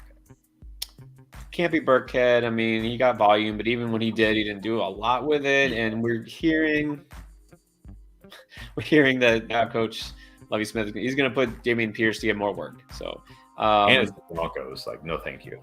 I'm not playing. Not Burkhead. Etienne or Moore. That's close for me. I'm an Elijah Moore guy, so I'll go Elijah Moore. And then Joseph, back for more. This is just a shout out. Thanks. Thank you. Awesome. Look forward to tomorrow. All right. Yes. Looking forward to tomorrow. Lots of fantasy points for everybody. So this is a good time for me to take a breath and mention that, guys, I know we have about 1,000 questions backed up. We're trying to get all the super chats out of the way. If you want to guarantee your question gets answered, that's the way for sure to do it, is you can join us. Become a patron. That link is down below. It's patreon.com/fantasyfootballendgame. And then you can join us Sunday morning, every Sunday. And you also get rankings every week, updated, which I'm going to update as soon as the show's over again. And extra videos and bonus channel that we have in the Discord just for patrons, exclusive, all sorts of content, more to come. So just want to throw that out there. But let's get to the super chats again. All right, Zach. All right. Need to drop one in half PPR. Curtis Samuel, Gainwell, or Olave. You have to drop one of these guys. Man. Not Curtis Samuel. You probably just picked him up. Definitely not Samuel. It's gonna pain me, but I'm gonna say Olave, only because Gainwell is a Miles Sanders injury away from having tons of value. Olave, I think, will be good second half. I think we'll start to see more Olave, but he's a guy I think you can grab off waivers later on, maybe in a few weeks from now. So I'm going to say, as much as it pains me, to drop him. Yeah, it's tough because, when Michael Thomas gets hurt, then Olave will be very valuable. Notice I said when, not if. But what about when Miles Sanders gets hurt? Exactly. So, and having like a 4th, 5th receiver versus having maybe a 4th, 5th running back, the running back's going to be more valuable. So, yeah, I would hold Gainwell over Olave. Trigger finger. Jimmy G will be starting. Side bet. Look, it's possible. If Trey Lance bombs again this week, Jimmy G is going to be starting sooner rather than later, for sure. Trigger, I don't know if you're in the Discord. If you're not, we actually have a side bets channel. Yeah. Jump in there. Join right now if you haven't already in the Discord. Maybe you're in there. You just have a different name. We don't know. A lot of people do that. Join the Discord. It's free. Go to the side bets channel and post that. I guarantee somebody will take you up on it. Not me, because I've been saying this. I wouldn't be surprised if Jimmy G is the starter pretty soon. All right. Dominic Olson. Thank you. Ideal trade. Wide receiver 2 target for Renfrow and Penny. See, again, you're probably not getting a wide receiver 2 for these guys. Because when I'm thinking of wide receiver 2, I'm thinking like somebody in that 12 to 24 range. So we're talking about Mike Williams, Cortland Sutton's, Jerry Jeudy's, guys like that. I don't think anybody's giving those guys up for Renfrow and Penny unless Renfrow or Penny have a huge week this week, and especially with Walker back. You're looking more like at a wide receiver 3 type of guys. I don't know who are those guys. Maybe Elijah Moore's, Rashad Bateman's, guys who didn't do a whole lot in week 1, who still could potentially be good down the stretch. Didn't do that's probably what you're going to get for these guys, if anything. And that's exactly what I was going to say. You're going to have to try to get a guy who didn't do anything in week 1 if you're trying to pull the trigger now before week 2 starts, but it's going to be a guy like a Mooney or somebody like that. You know what I mean? Yeah. So, yeah, I don't know that you're going to get a wide receiver 2 for those 2 guys, but you never know. I mean, depends who thinks Penny's going to break out or Renfrow. I don't know. All right, Kyle Grove. Pittman is out. Yeah, we definitely know that. Jeff Wilson or James Robinson? James Robinson. Yeah. I'm not putting Wilson in my lineup unless I really don't have better options. So I'm going to go James Robinson as well. All right. Just in case you weren't sure, Triggerfinger definitely not a fan of Trey Lance. I don't know if he did something like to your family or what, but I feel like he's saying, yeah. Is Triggerfinger a Seahawks fan, a Rams fan? Is he just a just a Lance hater? Like what is it? What is it? I really want to know if this is like Austin, like one of his like aliases. This is no Austin. Austin would troll, but he would never super chat troll. Like, come on. That's true. That's true. Unlike Trey Lance, he won't make it rain. All right, yeah. Josh Allen or come on. I just think it's like okay, Josh Allen. This week I'll go Allen because of the matchup. Yeah, just because such a good matchup, you got to start him. It's a week-to-week thing, though. Yeah. All right, 503. Edmonds, Hollywood, Thomas for one wide receiver, one flex. I go Hollywood wide receiver, Edmonds flex. I'm still riding Hollywood. Like they got to be better this week, and with everybody out, I got to play Hollywood. Yeah. Agree with that. And then QB, two or Cousins. I mean, I would say it's got to be Cousins. Yeah, got to be Cousins. All right. Andrew dropped a super chat. Let's see if you have a question. Yes, you do. It's right down here. Breece Hall, short-term and long-term. We kind of talked about this a little earlier, a long time ago, but let's go back to it. What do you think about him short-term? Yeah, short-term, he's going to be like a usable low-end RB2 when you need him kind of guy. Long-term, he's going to win your league. There you go. Let's go back not too long ago to when Jonathan Taylor was a bust in the first half of the season because he wasn't doing anything and everyone thought he would break out. And guess what happened? RB1. Okay. J.K. Dobbins, who I'm not on at all, but why does J.K. Dobbins have so many truthers? Because after doing nothing in the first half of the season, the last 6 games, he scored every week, and he only averaged actually like 80 yards rushing game. But he was good for fantasy. So, look, that's what happens. These rookie running backs, I feel like I'm going to keep saying this. Second half of the season, that's why you want them. Zamir White didn't even touch the field. Stash him, because I guarantee you midway through the season, he will be playing a lot. All right? So, yeah, I agree. All right, Lloyd shoots. So try trading Lamb for Cooks, and he declined. That's interesting. Wow. Then he dropped him for that. What? Wait, so he's like, I don't want so he's like, I'm gonna drop Brandon Cooks, but I'm so low on CeeDee Lamb, I don't even want him. Well, yeah, obviously he missed out on a trade. If you're gonna drop Brandon Cooks anyways, and you could have got CeeDee Lamb, oh man. Yeah, hopefully you get Cooks. Good luck. That's crazy. That's crazy. This is why I wish I played. And I remember back in the day playing in leagues like this, because now I play pretty much in like industry leagues and leagues, with our end game guys. Like, it's like smart. You can't pick up anything off waivers because everyone's throwing up all these bids. I can't even, pick up what's his name? I can't pick up. And I can't remember like Dontrell Hilliard. You can't even pick up any of those guys because everyone's already on them. So anyways, pick them up. Use your top waiver claim if you need to. Yeah. Oh yeah.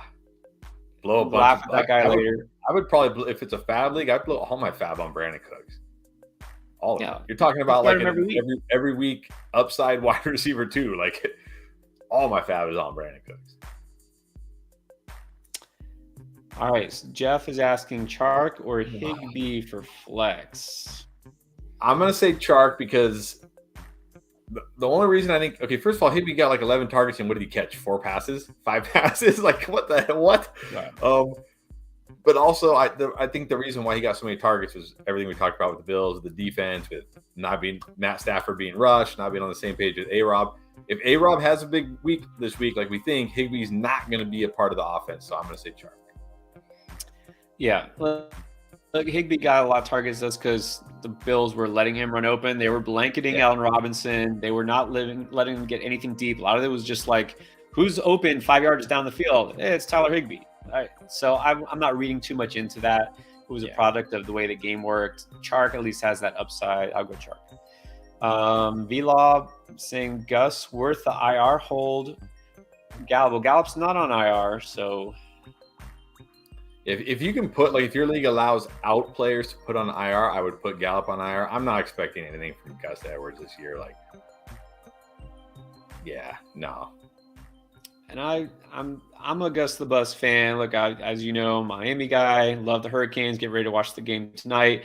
Gus could be a beast, but man, he's coming off an injury. He's a guy who is a physical runner. I don't see him holding up and doing a whole lot. And if Dobbins is back before him, yeah, I'm not holding Gus. But that's it. He's pretty much touchdown dependent, anyways. Yeah. All right, so now we got Jordan, no Pittman. Yeah, common theme. Star one: Julio, Moody, Samuel, or Duvernay. I mean, I'm gonna keep going to Curtis Samuel. Loved what I saw of Curtis. Like, Curtis Samuel, again, one of my highest drafted players last year because I thought he was such an incredible value. Just couldn't stay healthy. Curtis Samuel's role, he has a defined role in this offense. They're going to use him. Mooney, okay, but it's the Bears. I'm going Curtis Samuel. Okay, so it's definitely not Duvernay for me. This one's kind of tough because all those three guys, have upside in different ways. I'm going to say no to Julio just because even though Godwin's out, he's been banged up. The whole thing is they're all banged up. New Orleans is a good defense. I'm not going to Julio yet. Yeah, I go Samuel. I kind of like Mooney this week, but yeah, I'll go Samuel. All right, Connor with $1 here, but then he did put a question down later. So here it is. Would you trade Fournette for Najee? If I'm getting Najee Harris, yes. Yes. I'm not overreacting to 1 week where he hurt his foot. Well, so I think the bigger question here is, are you worried about Najee's foot long term? Do you think this could creep up? Is that making you down on him? No, I can't imagine the Steelers are rolling him out if they think it's an issue. And Fournette, look, I don't think Fournette can hold up. Fournette has way more wear and tear, is older than Najee, already dealing with a hamstring injury, which to me that's worse because that's not like a soft tissue. That's a soft tissue thing. And I do think they start to scale back his workload as the season goes on because they need Fournette in the playoffs. They need Fournette. They can't just ride this guy 70+% of the snaps week in and week out and expect him to be healthy for the playoffs. So I go Najee now. That's the thing. It's not like Fournette's the picture of health, right? I mean, look good so far, but no, I would rather have Najee. So if you're trading Fournette to get Najee, I think that's a good deal. Yeah. Their own shots back for more again. Chase, Waddle, Kirk, starting Lockett, Thielen, Lazard on bench. Is this good? Okay, so I guess the first three guys are starting. He's saying he's got Chase, Waddle, yeah, no, I leave it at Lockett, Thielen, Lazard on bench. Yeah, I'm not playing any of those guys over the three you have, so I like what you have. Yeah, Lockett, neither of us love him at all this year. Lazard, I would not trust him. I mean, even if he goes, we don't know what we're getting at him. Thielen, I think Thielen could do something, but I wouldn't put Kirk on the bench for him. So I think you're good. Yeah. All right, here we go. Arsis Kitori. Appreciate that. Thank you very much. All right, Pittman is out. Would you say like 90% of our questions have started with Pittman is out? Yeah. Pittman and Gabe Davis. And Gabe Davis. That hurts. That really does hurt. All right, so do you go Lazard? If he's look, it's not a Lazard's questionable, right? Yeah, but I'm pretty sure he practiced every day this week, so I feel pretty good he's going to play. It's very rare that a guy practices every day and then doesn't play. Right. Okay, so Lazard, Mooney, or J-Rob? Okay, so I'm going to say again, because Lazard plays Sunday night, we should know by Sunday night if Davis practices on Sunday, you should feel good that he's going to play. So I'll wait and play Lazard on Sunday night because I do feel like it's the Bears. No other wide receiver looked good for the Packers. I think Lazard gets chances in this game. Aaron Rodgers at least has trust with Allen and Lazard. So for me, I'll wait till Sunday night. If Gabe Davis practices Sunday and looks good to go, then put Gabe Davis in. If not, play Lazard. Yeah, I don't love putting Lazard in my lineup this week necessarily, but I kind of feel like Gabe Davis, is worth waiting for in this case because you don't have a great option. And I think Gabe Davis has a good chance to play because, this is just a late week thing that popped up. I don't think it's for sure that he's going to be out. So, yeah, I'll do that too. I'll keep Lazard in for now. And if Gabe Davis is good to go, then you just make that swap. Yeah. Roberto, our guy. All right. This is just for all millions questions on the Discord. If anybody is active on the trade market, it is our guy Roberto. And everybody, he's got Barkley in all of his leagues, and he's not giving him up, right? Don't give him up. Don't give him up. Thank you, Roberto. All right. Let's go to Jiang Cho. Phil 2 flex Julio, Ayuk, or Campbell? Definitely Ayuk. Who do you distrust more or less? I guess is the question. Because I know you're just Julio with Tom Brady. Either of those guys.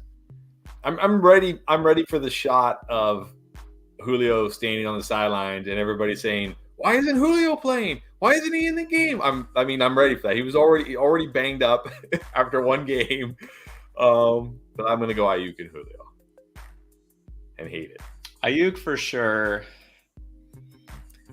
Yeah, I'm gonna go Campbell because of the matchup. Because Julio again getting New Orleans, Campbell he's got to get targets, right? He's got to get targets. I mean, he's got to. So I would take a shot on Campbell if Julio is your other option. All right, Carlos, Samuel, Scary Terry, or Elijah Moore. I'm gonna go Terry. I'm gonna go Terry and Moore. I think you gotta play Terry against the Lions. You gotta play him. I'm going to go Moore. I like Moore this week. I think he bounces back. So that's going to – even though I do like Samuel, I like Elijah Moore a little bit more. Yeah, you have to start Terry. And, I go Moore. Go Moore as well. Connor with another super chat. Let me see if I can find your question. Maybe it's down here. All right, see if I can get to it. Tell me if you see it, Chris. I'm going to keep going, though. Damon, Anthony – one flex, Zeke, Patterson, Jacobs. Haven't heard about him yet. Hunt or Henderson? Hunt. Just one. Hunt. Love Hunt this week. It's the Jets. He's like everybody. It's funny. I was saying it before week 1. Everybody's gonna remember. Oh yeah, Hunt's actually a really, really, really good running back. And now everybody's like, oh yeah, Hunt's a really, really, really good running back. He gets the Jets. I'm rolling out Hunt everywhere I can this week. Yeah, you got to start Hunt. The other one that might be tempting is Patterson, based on Damien once heard the way he looked last week, but it's the Rams. This is a get right game for the Rams, so go with the easy matchup and Hunt. All right, Big Crit, thank you again. So here's his lineup. Got Herbert. That was good for you. Brady. Okay, so this is your full roster. This is not your line. Okay, so Brady, Watson, Dylan, Edmonds, Stevenson, Wilson, Pacheco, Kupp, Hill, Davis, Hardman, McKenzie, Kelsey, Henry. Thoughts? We don't know how many you start, though. I mean, that looks like a great lineup. I'm assuming you already played Herbert. You're going to play Dylan and Evans, hopefully. That's who you should play. You're going to play Kupp and Tyreek Hill, of course. You're going to wait to see about Gabe Davis. If not, you're going to pivot to McKenzie, and you already played Kelsey. So, looks like a great lineup to me. Looks like you're good. The good thing is, look, if you start 3 receivers, or let's say you have a flex, you got Kupp and Hill, of course. If Gabe Davis doesn't play, you just swap McKenzie in there. You don't have to worry about it. So that's the good thing. And you don't. I wouldn't put any running back over McKenzie as your flex. Dylan, Edmonds, yes, those should be your top 2 running backs. So pretty good. All right, and now we are to Miles White. Rate my team. How to improve. Okay, we like these. Hurts and Fields. I mean, you got the best quarterback there is. Jones, Eckler, Dillon, Etienne, Robinson. Got pretty good depth there, running back. Yeah. And then Diggs. Oh, here we go. DJ Moore. No, but you got. Well, I'm gonna say right off the bat, I'm gonna hope that Jones gets more work this week and DJ Moore does a little something, and then I'm gonna package. My plan would be package Aaron Jones and DJ Moore, and I'm going out and getting a stud wide receiver. Stud like a Mike Williams. I mean, you got Sutton and Diggs, that's nice, but get a stud. Get like a stud. Maybe Pittman. Maybe Pittman coming off injury. His value might be a little low. Somebody like that.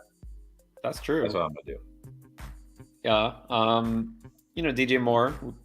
been talked about a lot on this channel. He's not going to win your league. Ayuk is going to be hit or miss, and we really don't know, honestly. And then Godwin, obviously, you're not going to be with him for a couple of weeks, and we don't know how he's going to be when he gets back. So, yeah, if you can package more with a running back, not Eckler, then, yeah, I agree.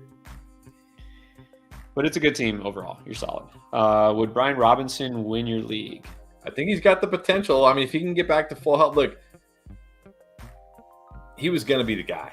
Like, he was going to be the Gibson was going to be returning kicks. So I think if he can get back to full health, he could. He definitely has a chance. Not going to say he will, but he has a chance. I mean, I wouldn't say league winner because, I mean, that's assuming he's the guy, right? He's the guy who's getting all the touches. McKissick's still going to be involved in passing downs. Gibson's not going to just totally disappear in special teams. He'll still have a role. So, I mean, I think he could be startable rest of the year, but I'm not going to go that far. You know, I think you definitely want to have him. All right, Bravo Hearing Aid Service. Kmet or Taysom Hill for this week? I think you got to go Hill, right? I think you got to go Hill with Kamara potentially not playing, Ingram maybe not playing, or maybe even being limited and banged up. I think I go Taysom Hill. Hope for the goal line plunge.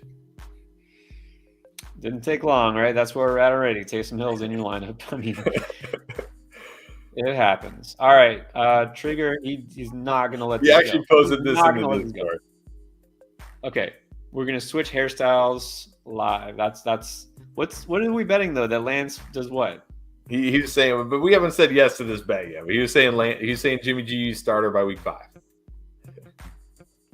All right. Well, look, jump to the Discord, post the terms of this deal. He already posted it in the Discord. We'll take this to the Discord now after this. Yeah. All right, Cody, Jarvis Landry or Curtis Samuel? That one might be tougher. No. A little bit. I'm still gonna go Samuel. Just the Lions. I just love that matchup for Samuel. I think he's gonna have a lot of opportunities. Landry against the Bucks. Don't love that matchup. So going Samuel. Yeah, I don't love the matchup. I like Landry's target share. It's going to be a little tougher this week, obviously. So I do lean Samuel this week. All right, so here we go. Carter, Jacobs, Etienne, Jeff Wilson, Stevenson, Dotson need 2. I'm going to go Etienne and Carter. Man, Etienne and definitely Etienne. Yeah. You know, how are we feeling? Like Brandon Bolden just got put on like IR, and Jacobs didn't have a single third down snap last week, which is like terrible, of course. But with Bolden out, is he going to get third down snaps now? Is he going to actually catch passes again? Like, it's just going to be Amir Abdullah. Maybe. Which is good because I drafted him a couple places. All right, Etienne and Stevenson. Finally. Yeah, I'm not trusting Josh Jacobs. I just don't think he's doing much for you. Etienne for me, and I go Stevenson. All right. Brody is asking in his standard 10-man team, who do you flex? Pierce, going to assume that's Damian. Not Alex. Drake London or Pollard. If it's we're standard scoring, like no PPR at all, then I think I go Pierce, and I hope that Lovie Smith is telling the truth and he's going to get more involved. Man, trusting an NFL coach is, sound bites. I can't start Pollard, and again, the matchup. No, in standard, you don't start Pollard anyways. So I would go London. Look, he could get chunk yardage. He could score. It's a tough matchup for him too. But Pierce, chances of getting in the end zone, they're going against Denver on the road, right? Yeah, I mean that's true. Yeah, I would go London. All right, maybe London. All right, for flex, Christian Kirk, Mooney, or Robbie Anderson? Kirk. Yeah, definitely Christian Kirk for this one. I think that's pretty easy. We're not starting Robbie Anderson. No. Lilish, one receiver, one flex. Okay, Gabe Davis, depends. So Sutton, Jeff Wilson, Edmonds, Darrell Anderson, Melvin Gordon. Okay, let's do that one first because the other one's a different question. I think I'm gonna go.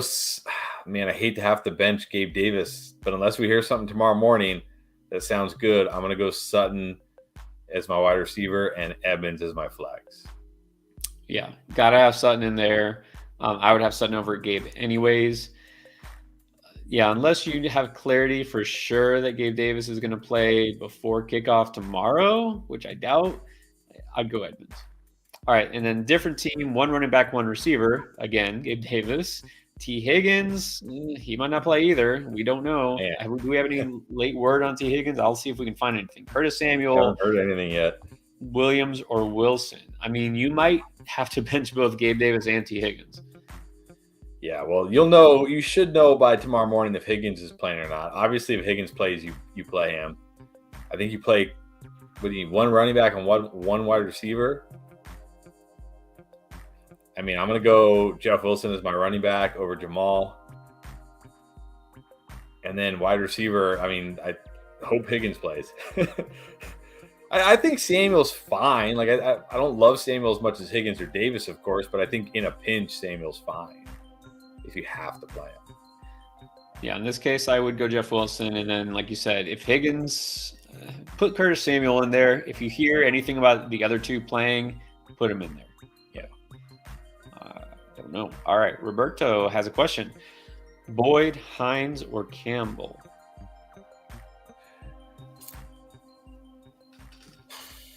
I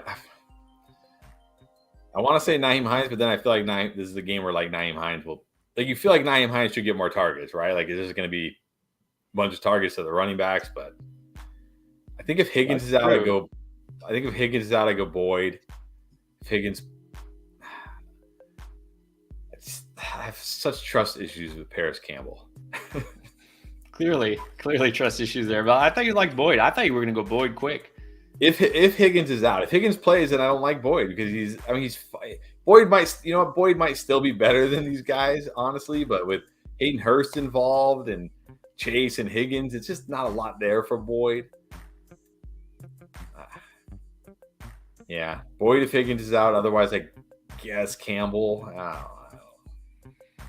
I would just go Boyd and just make it easy on yourself. Not expecting T. Higgins to play. If we haven't heard anything good yet, I'm just going to assume he's not. Maybe he hasn't been practicing. So, yeah, I'll just go Boyd. Darian Garcia. All right, so with Gabe questionable, do you go Julio, Renfro, or just hope that Gabe Davis plays? Look, you don't want to take a 0. It's full PPR. I wish it wasn't those guys. I mean, I guess Renfro and hope he gets some targets, but man, like, I almost just want to wait and take the 0 with Gabe Davis because what is like 8 points from Julio Jones or Hunter Renfro really going to do for your team? Like, like even last week, Julio, what did he get? Like 9 points, and everybody's like, "Oh, excited about Julio." Renfro's not super exciting, but he should still get his share of targets. And here's the thing, going against Arizona, right? I mean, that defense is pretty bad in week 1. That defense was terrible. So I think Renfro, is okay enough. I would just put him right now. So that's what I do. And then it says safer. Well, you don't necessarily want to go safer, but this is not even a question. It's Hurts is safer and has more upside. Honestly. Definitely hurt. Look, there's not going to be a week where you're going to want to sit Jalen Hurts for I don't think anybody else. Yeah. All right, we got one from Akeem. Thank you. I'll see if there's a question attached to it. Just so you know, we do from time to time have these like celebrity cameos. And it looks like Antonio Gibson himself has decided to declare himself a league winner. There we go. All right. Gibson's the league winner. So it's not Robinson. To answer your other question, it looks like it's Antonio. I mean, Gibson. And Andrew, thank you. Appreciate that. I don't see a question attached to it. We'll see if we find one. Oh, I did find one. Here you go, Andrew. Now he's responding to someone else. He's saying Dylan is a must start every week. Is Dylan a must start every week? I don't know about must start every week, but against the Bears, it's hard for me to take AJ Dillon out of my lineup. Okay, and I don't think that was even the question. So I don't know. All right, let's move on. Johnny, Aaron Jones or Miles Sanders. I still got to go Aaron Jones. I think they're going to make a concentrated effort to get him more involved after he was barely involved last week, and it's the Bears. I got to go Aaron Jones. The thing is, a good matchup, but he's still part of a 3-man committee. Like, he's never going to be the guy, like he looked good last week. That was Detroit. Like, yeah, it's a good matchup, but not as good as you might think. They might get into a shootout here. So no, it's definitely Aaron Jones this week. Roberto, Gage, Shepard, or Penny? Gage. I don't even like it, but Gage, at least he's tied to Tom Brady, and no Chris Godwin. Penny with Walker back going against Denver, I can't do it. Shepard, he had that one long touchdown, but he didn't do anything after that, and it's the Giants. So I'm going to go Gage. I'm tempted. I mean, look, it's Carolina. I think maybe I go Shepard just because Gage has been limited. I don't feel like he's necessarily. Julio's going to have a presence there apparently, so I think I might go Shepard. Honestly, I'd take a chance with him because he looked good, and he might be the leading receiver for this team. He's probably the most talented receiver on this team. So, Gary is asking Amon-Ra, DJ Moore, and Gibson bench one. Easy, DJ Moore. You could bench DJ Moore easily out of this group. Easily. We're definitely back on the Amon-Ra, the Sun God. Man, well, you got to start him this week though. And then Gibson, he already said he's winning your league, so you bench DJ Moore. Ivan, 3 receivers: Curtis Samuel, Chark, Thielen, or Paris Campbell. So I guess we're benching one of those. I'll bench Chark. Thielen, Campbell. Thielen always over Chark, yeah. Thielen always has touchdown outside. I like Curtis Samuel. Chark, just with Jared Goff, is so limited. I'll take my chances that Paris Campbell gets the target share that he should get. Yeah, I don't expect much of Chark. I think he can show up once in a while, kind of like he did last week in the garbage time. But I would, you're supposed to chase the targets. Campbell should get more targets. So yeah, I'd bench Chark. And then JP, thank you. Don't see a question attached. We'll see if we find one. But if not, then just thank you. Joe Castle is always with us. Is this good trade Bateman for, guessing you mean Darrell Henderson? Yeah, I'm going to assume Darrell Henderson. I would prefer Bateman. I prefer Bateman too, because whether you think Akers is washed or not, Henderson is still – like Akers still there, right? He's still going to have a presence. And Henderson, even with all the work, he's not a league winning type of guy. Not a for sure set and forget. So I still expect big things for Bateman this season. So I would rather have Bateman. Andrew threw another dollar our way and then asked this question. I traded Gabe Davis for Breece Hall. Long term, win or no? Interesting. I like it. I like it. I think Davis is going to have his weeks. He's going to have his moments. He's going to be good. But getting a potential, like getting JT from 2 years ago down the stretch is going to be more than Gabe Davis. So I do like. I think you probably could have gotten a little more. Like you could have gotten Breece Hall plus, just because of how they're valued right now. But I think in the long term, it will work out for you. And realistically, Gabe will never be the wide receiver 1 on his team. Yeah. There's always Stephon Diggs there. So, yeah, he could be a really good fantasy asset. Breece Hall could be a top 10 running back. Really. I mean, maybe not all season long. Like when season totals come out, maybe not. But when it matters, fantasy playoffs, we'd rather have that stud running back or that wide receiver 2. It's the running back. So, yeah, I think you're good there. And then you said also traded A-Rob for A-Rod. Traded A-Rob for Aaron Rodgers? I guess because he has Lance and Dak. So since he lost Dak, he traded A-Rob. I definitely don't. If that's Aaron Rodgers, I definitely don't like that. Like, I'd rather just keep A-Rob and grab somebody off the waivers if Lance bombs. Look, and Jimmy Garoppolo is starting week 5 anyways. You don't worry about Trey Lance. No, just kidding. Yeah. All right, here we go. Brody, start 2. Etienne, Montgomery, Wilson, Gibson, Singletary. That's interesting. Those guys are kind of all lumped in together. I feel Etienne is a little bit higher though. Yeah, for me it's Etienne and Gibson. I feel like this week you got to start Gibson again. Now they're going up against the Lions. That's a great matchup for running backs. I feel like you got to go Etienne and Gibson. Still go Etienne. And then, like you said, Gibson, as long as Robinson is still out, and it's a pretty good matchup for them. So, yeah, I would go Gibson this week. It's actually a pretty good matchup for Singletary, and Cook looks like he might not be involved, but I wouldn't go with him over Gibson because look how many targets, how many catches did Gibson get last week? Singletary doesn't get that for you, and Wilson's not going to get that for you either. All right, Johnny is back again. Kirk or Sanders for the flex, and then Hurst or Albert O at tight end. I go Kirk, and I mean, definitely if Higgins is out, I go Hurst for sure. If Higgins plays, I think I still go slightly Hurst. He was pretty – I liked what I saw from him in week 1, so I think I go Kirk or Hurst either way. And we don't know for sure if Higgins is out, but if Higgins is out, that's definitely going to lead to more targets for Hurst. I like Hurst because of that, and also Higgins, even if he plays, who knows, right? Who knows how much he's going to be involved. So definitely go Hurst at tight end, and I definitely go Kirk at the flex. Derek, should I trade Hollywood Brown and Hunt for A.J. Brown and Aaron Jones? Ooh, I don't think I do that. I definitely like A.J. Brown more than Hollywood. I don't – like, A.J. Dillon is going to get at least half the snaps. He's going to get the majority of the early down work.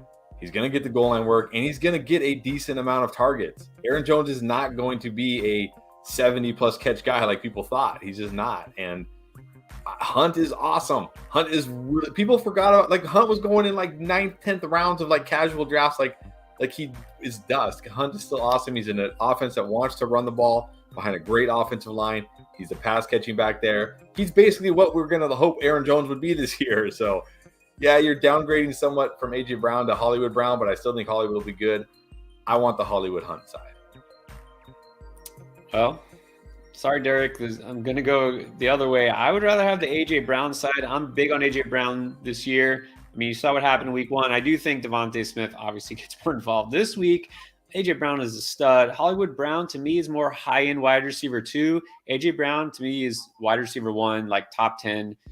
Okay, so I think the difference is I'm not as down on Aaron Jones. I think, to me, Aaron Jones and Kareem Hunt are almost kind of the same guy.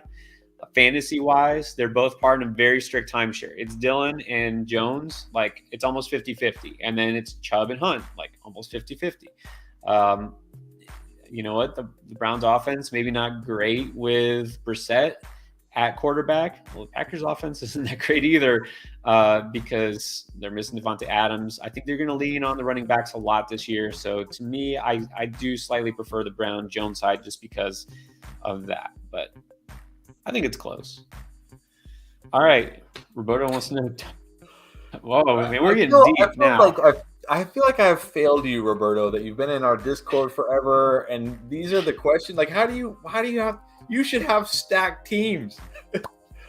Like even in the end game leagues, I don't have to make these decisions. And injuries happen. Injuries happen. Ridiculously tough. I'm going to say George. I'm going to gamble on George. I mean, not Myers. I don't want part of that Patriots pass offense if I can help it. Yeah. JP, thank you. We'll see if we got a question for you later on, but let's go to Greatness Pros. Darrell Henderson or Chase Edmonds, and then Kirk or Hollywood. I'm going to go slightly to Edmonds just because there is – I mean, I love that Henderson matchup, but there is the chance that Akers gets more involved this week. Edmonds the guy in a great matchup. And then I gotta go Hollywood. Yeah, definitely going Hollywood for sure.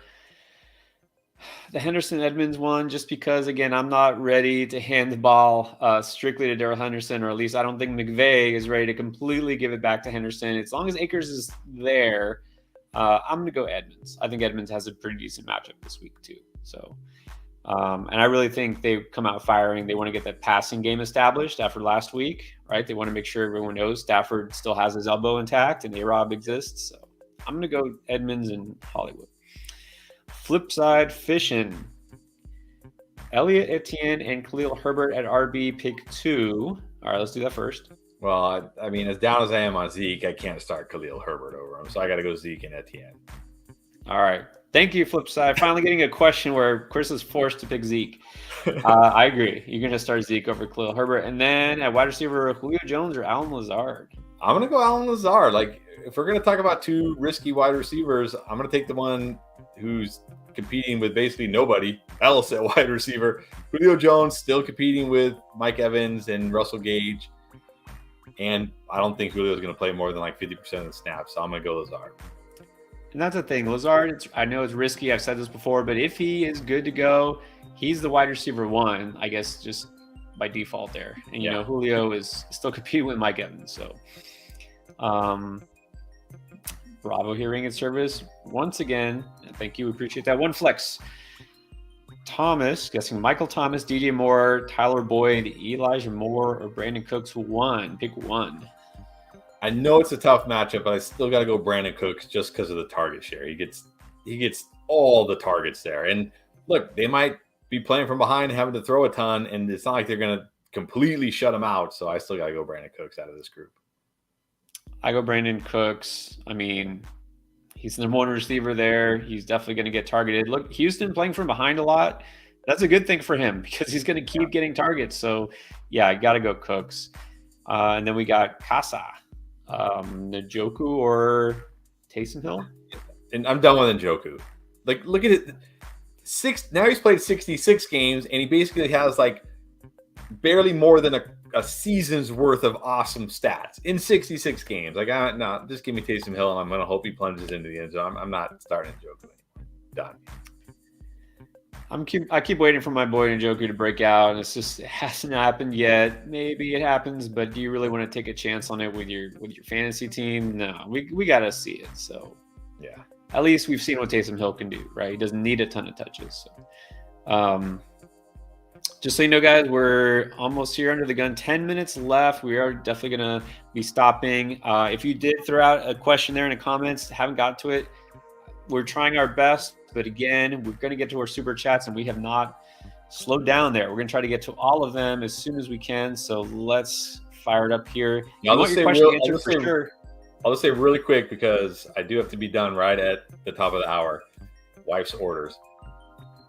We're not going to get to the questions, obviously. We're not. We're just not. We're not going to have time. Guys, the Discord is free. You download it for free. You sign up in less than a minute, and it's free. And you can go in there, and we have a Start Sit channel, and Pierre and I are in there all the time answering questions. So, like, yeah, sorry, we didn't get the questions, but go into the Discord. It's free, and you can get your questions answered in there. So, anyways, let's go because we're running out of time. So. There you go. All right, let's go. Bravo, back for more. Akers, Singletary, Burkhead. I guess we're picking one. If we're picking one of those, we're going Singletary. I like the matchup this week. Even I will go Singletary. Yeah. I'm hoping for something out of Akers, but I'm not counting on it this week. So we'll see. Joe's asking, is Kyle Phillips a good start at flex? If he plays, he's questionable. That's the thing. If he plays, because the Bills, the one area you can't attack the Bills is underneath, right? We saw it with like Higbee. We saw it with Kupp and stuff. Like, you can attack him underneath, and that's Kyle Phillips' role. So I think if he starts, I think he's a really good start this week. But that's the problem, is he's now popped up. He's questionable. Monday night game. It's too risky to put him in your lineup this week because of that. Charlie, saw you earlier. Thank you. I'm in 5 leagues. Okay, so we got 5 questions. Edmonds or Bateman? Edmonds. Edmonds 2. DJ Moore or Kareem? Easily Kareem. Juice or Lamb? I'm gonna still go Lamb just because it's the Bucks. I don't like that matchup for Jarvis.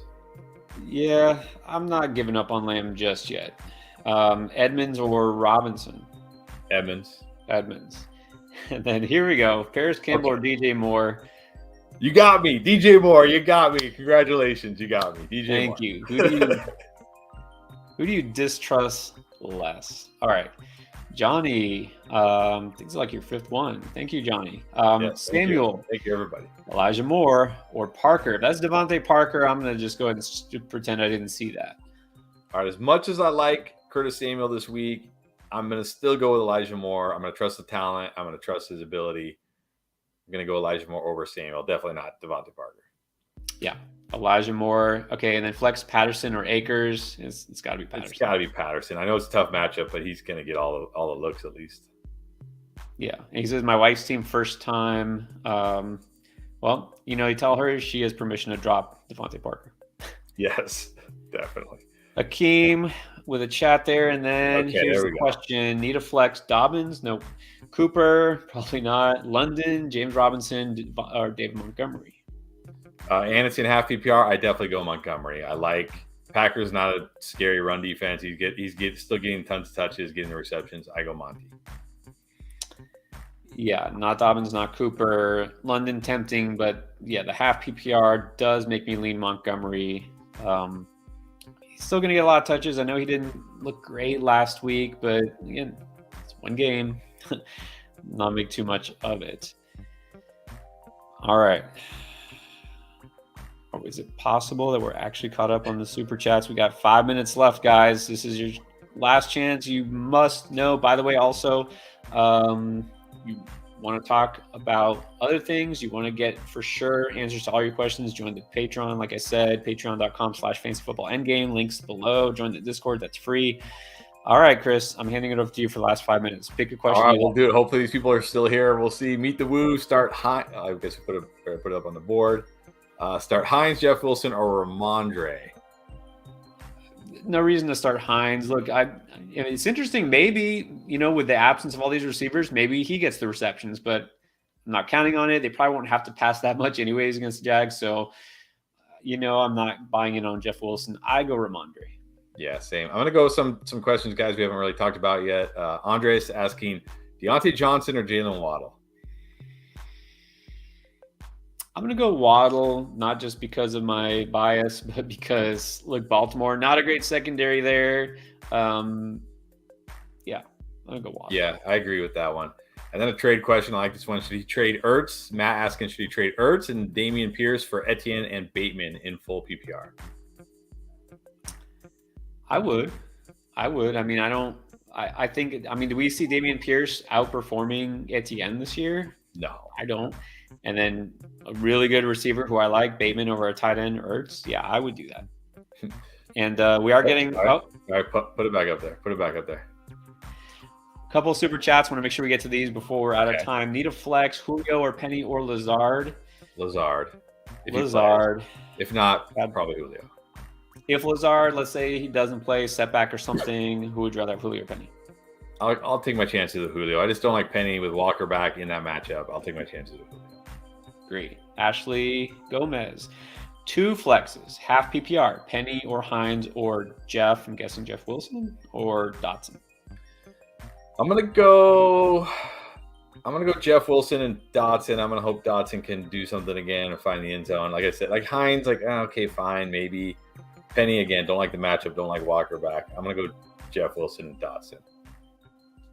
Yeah, if you need to, again, Hines is just meh, and then Penny kind of lost his luster already. So I actually agree. I'll go Jeff and Dotson. And then we have Phil is asking for his last flex spot. Oh, how sad. How sad for DK Metcalf. DK Metcalf or Devin Singletary? I mean, I've said all offseason, do not draft DK Metcalf.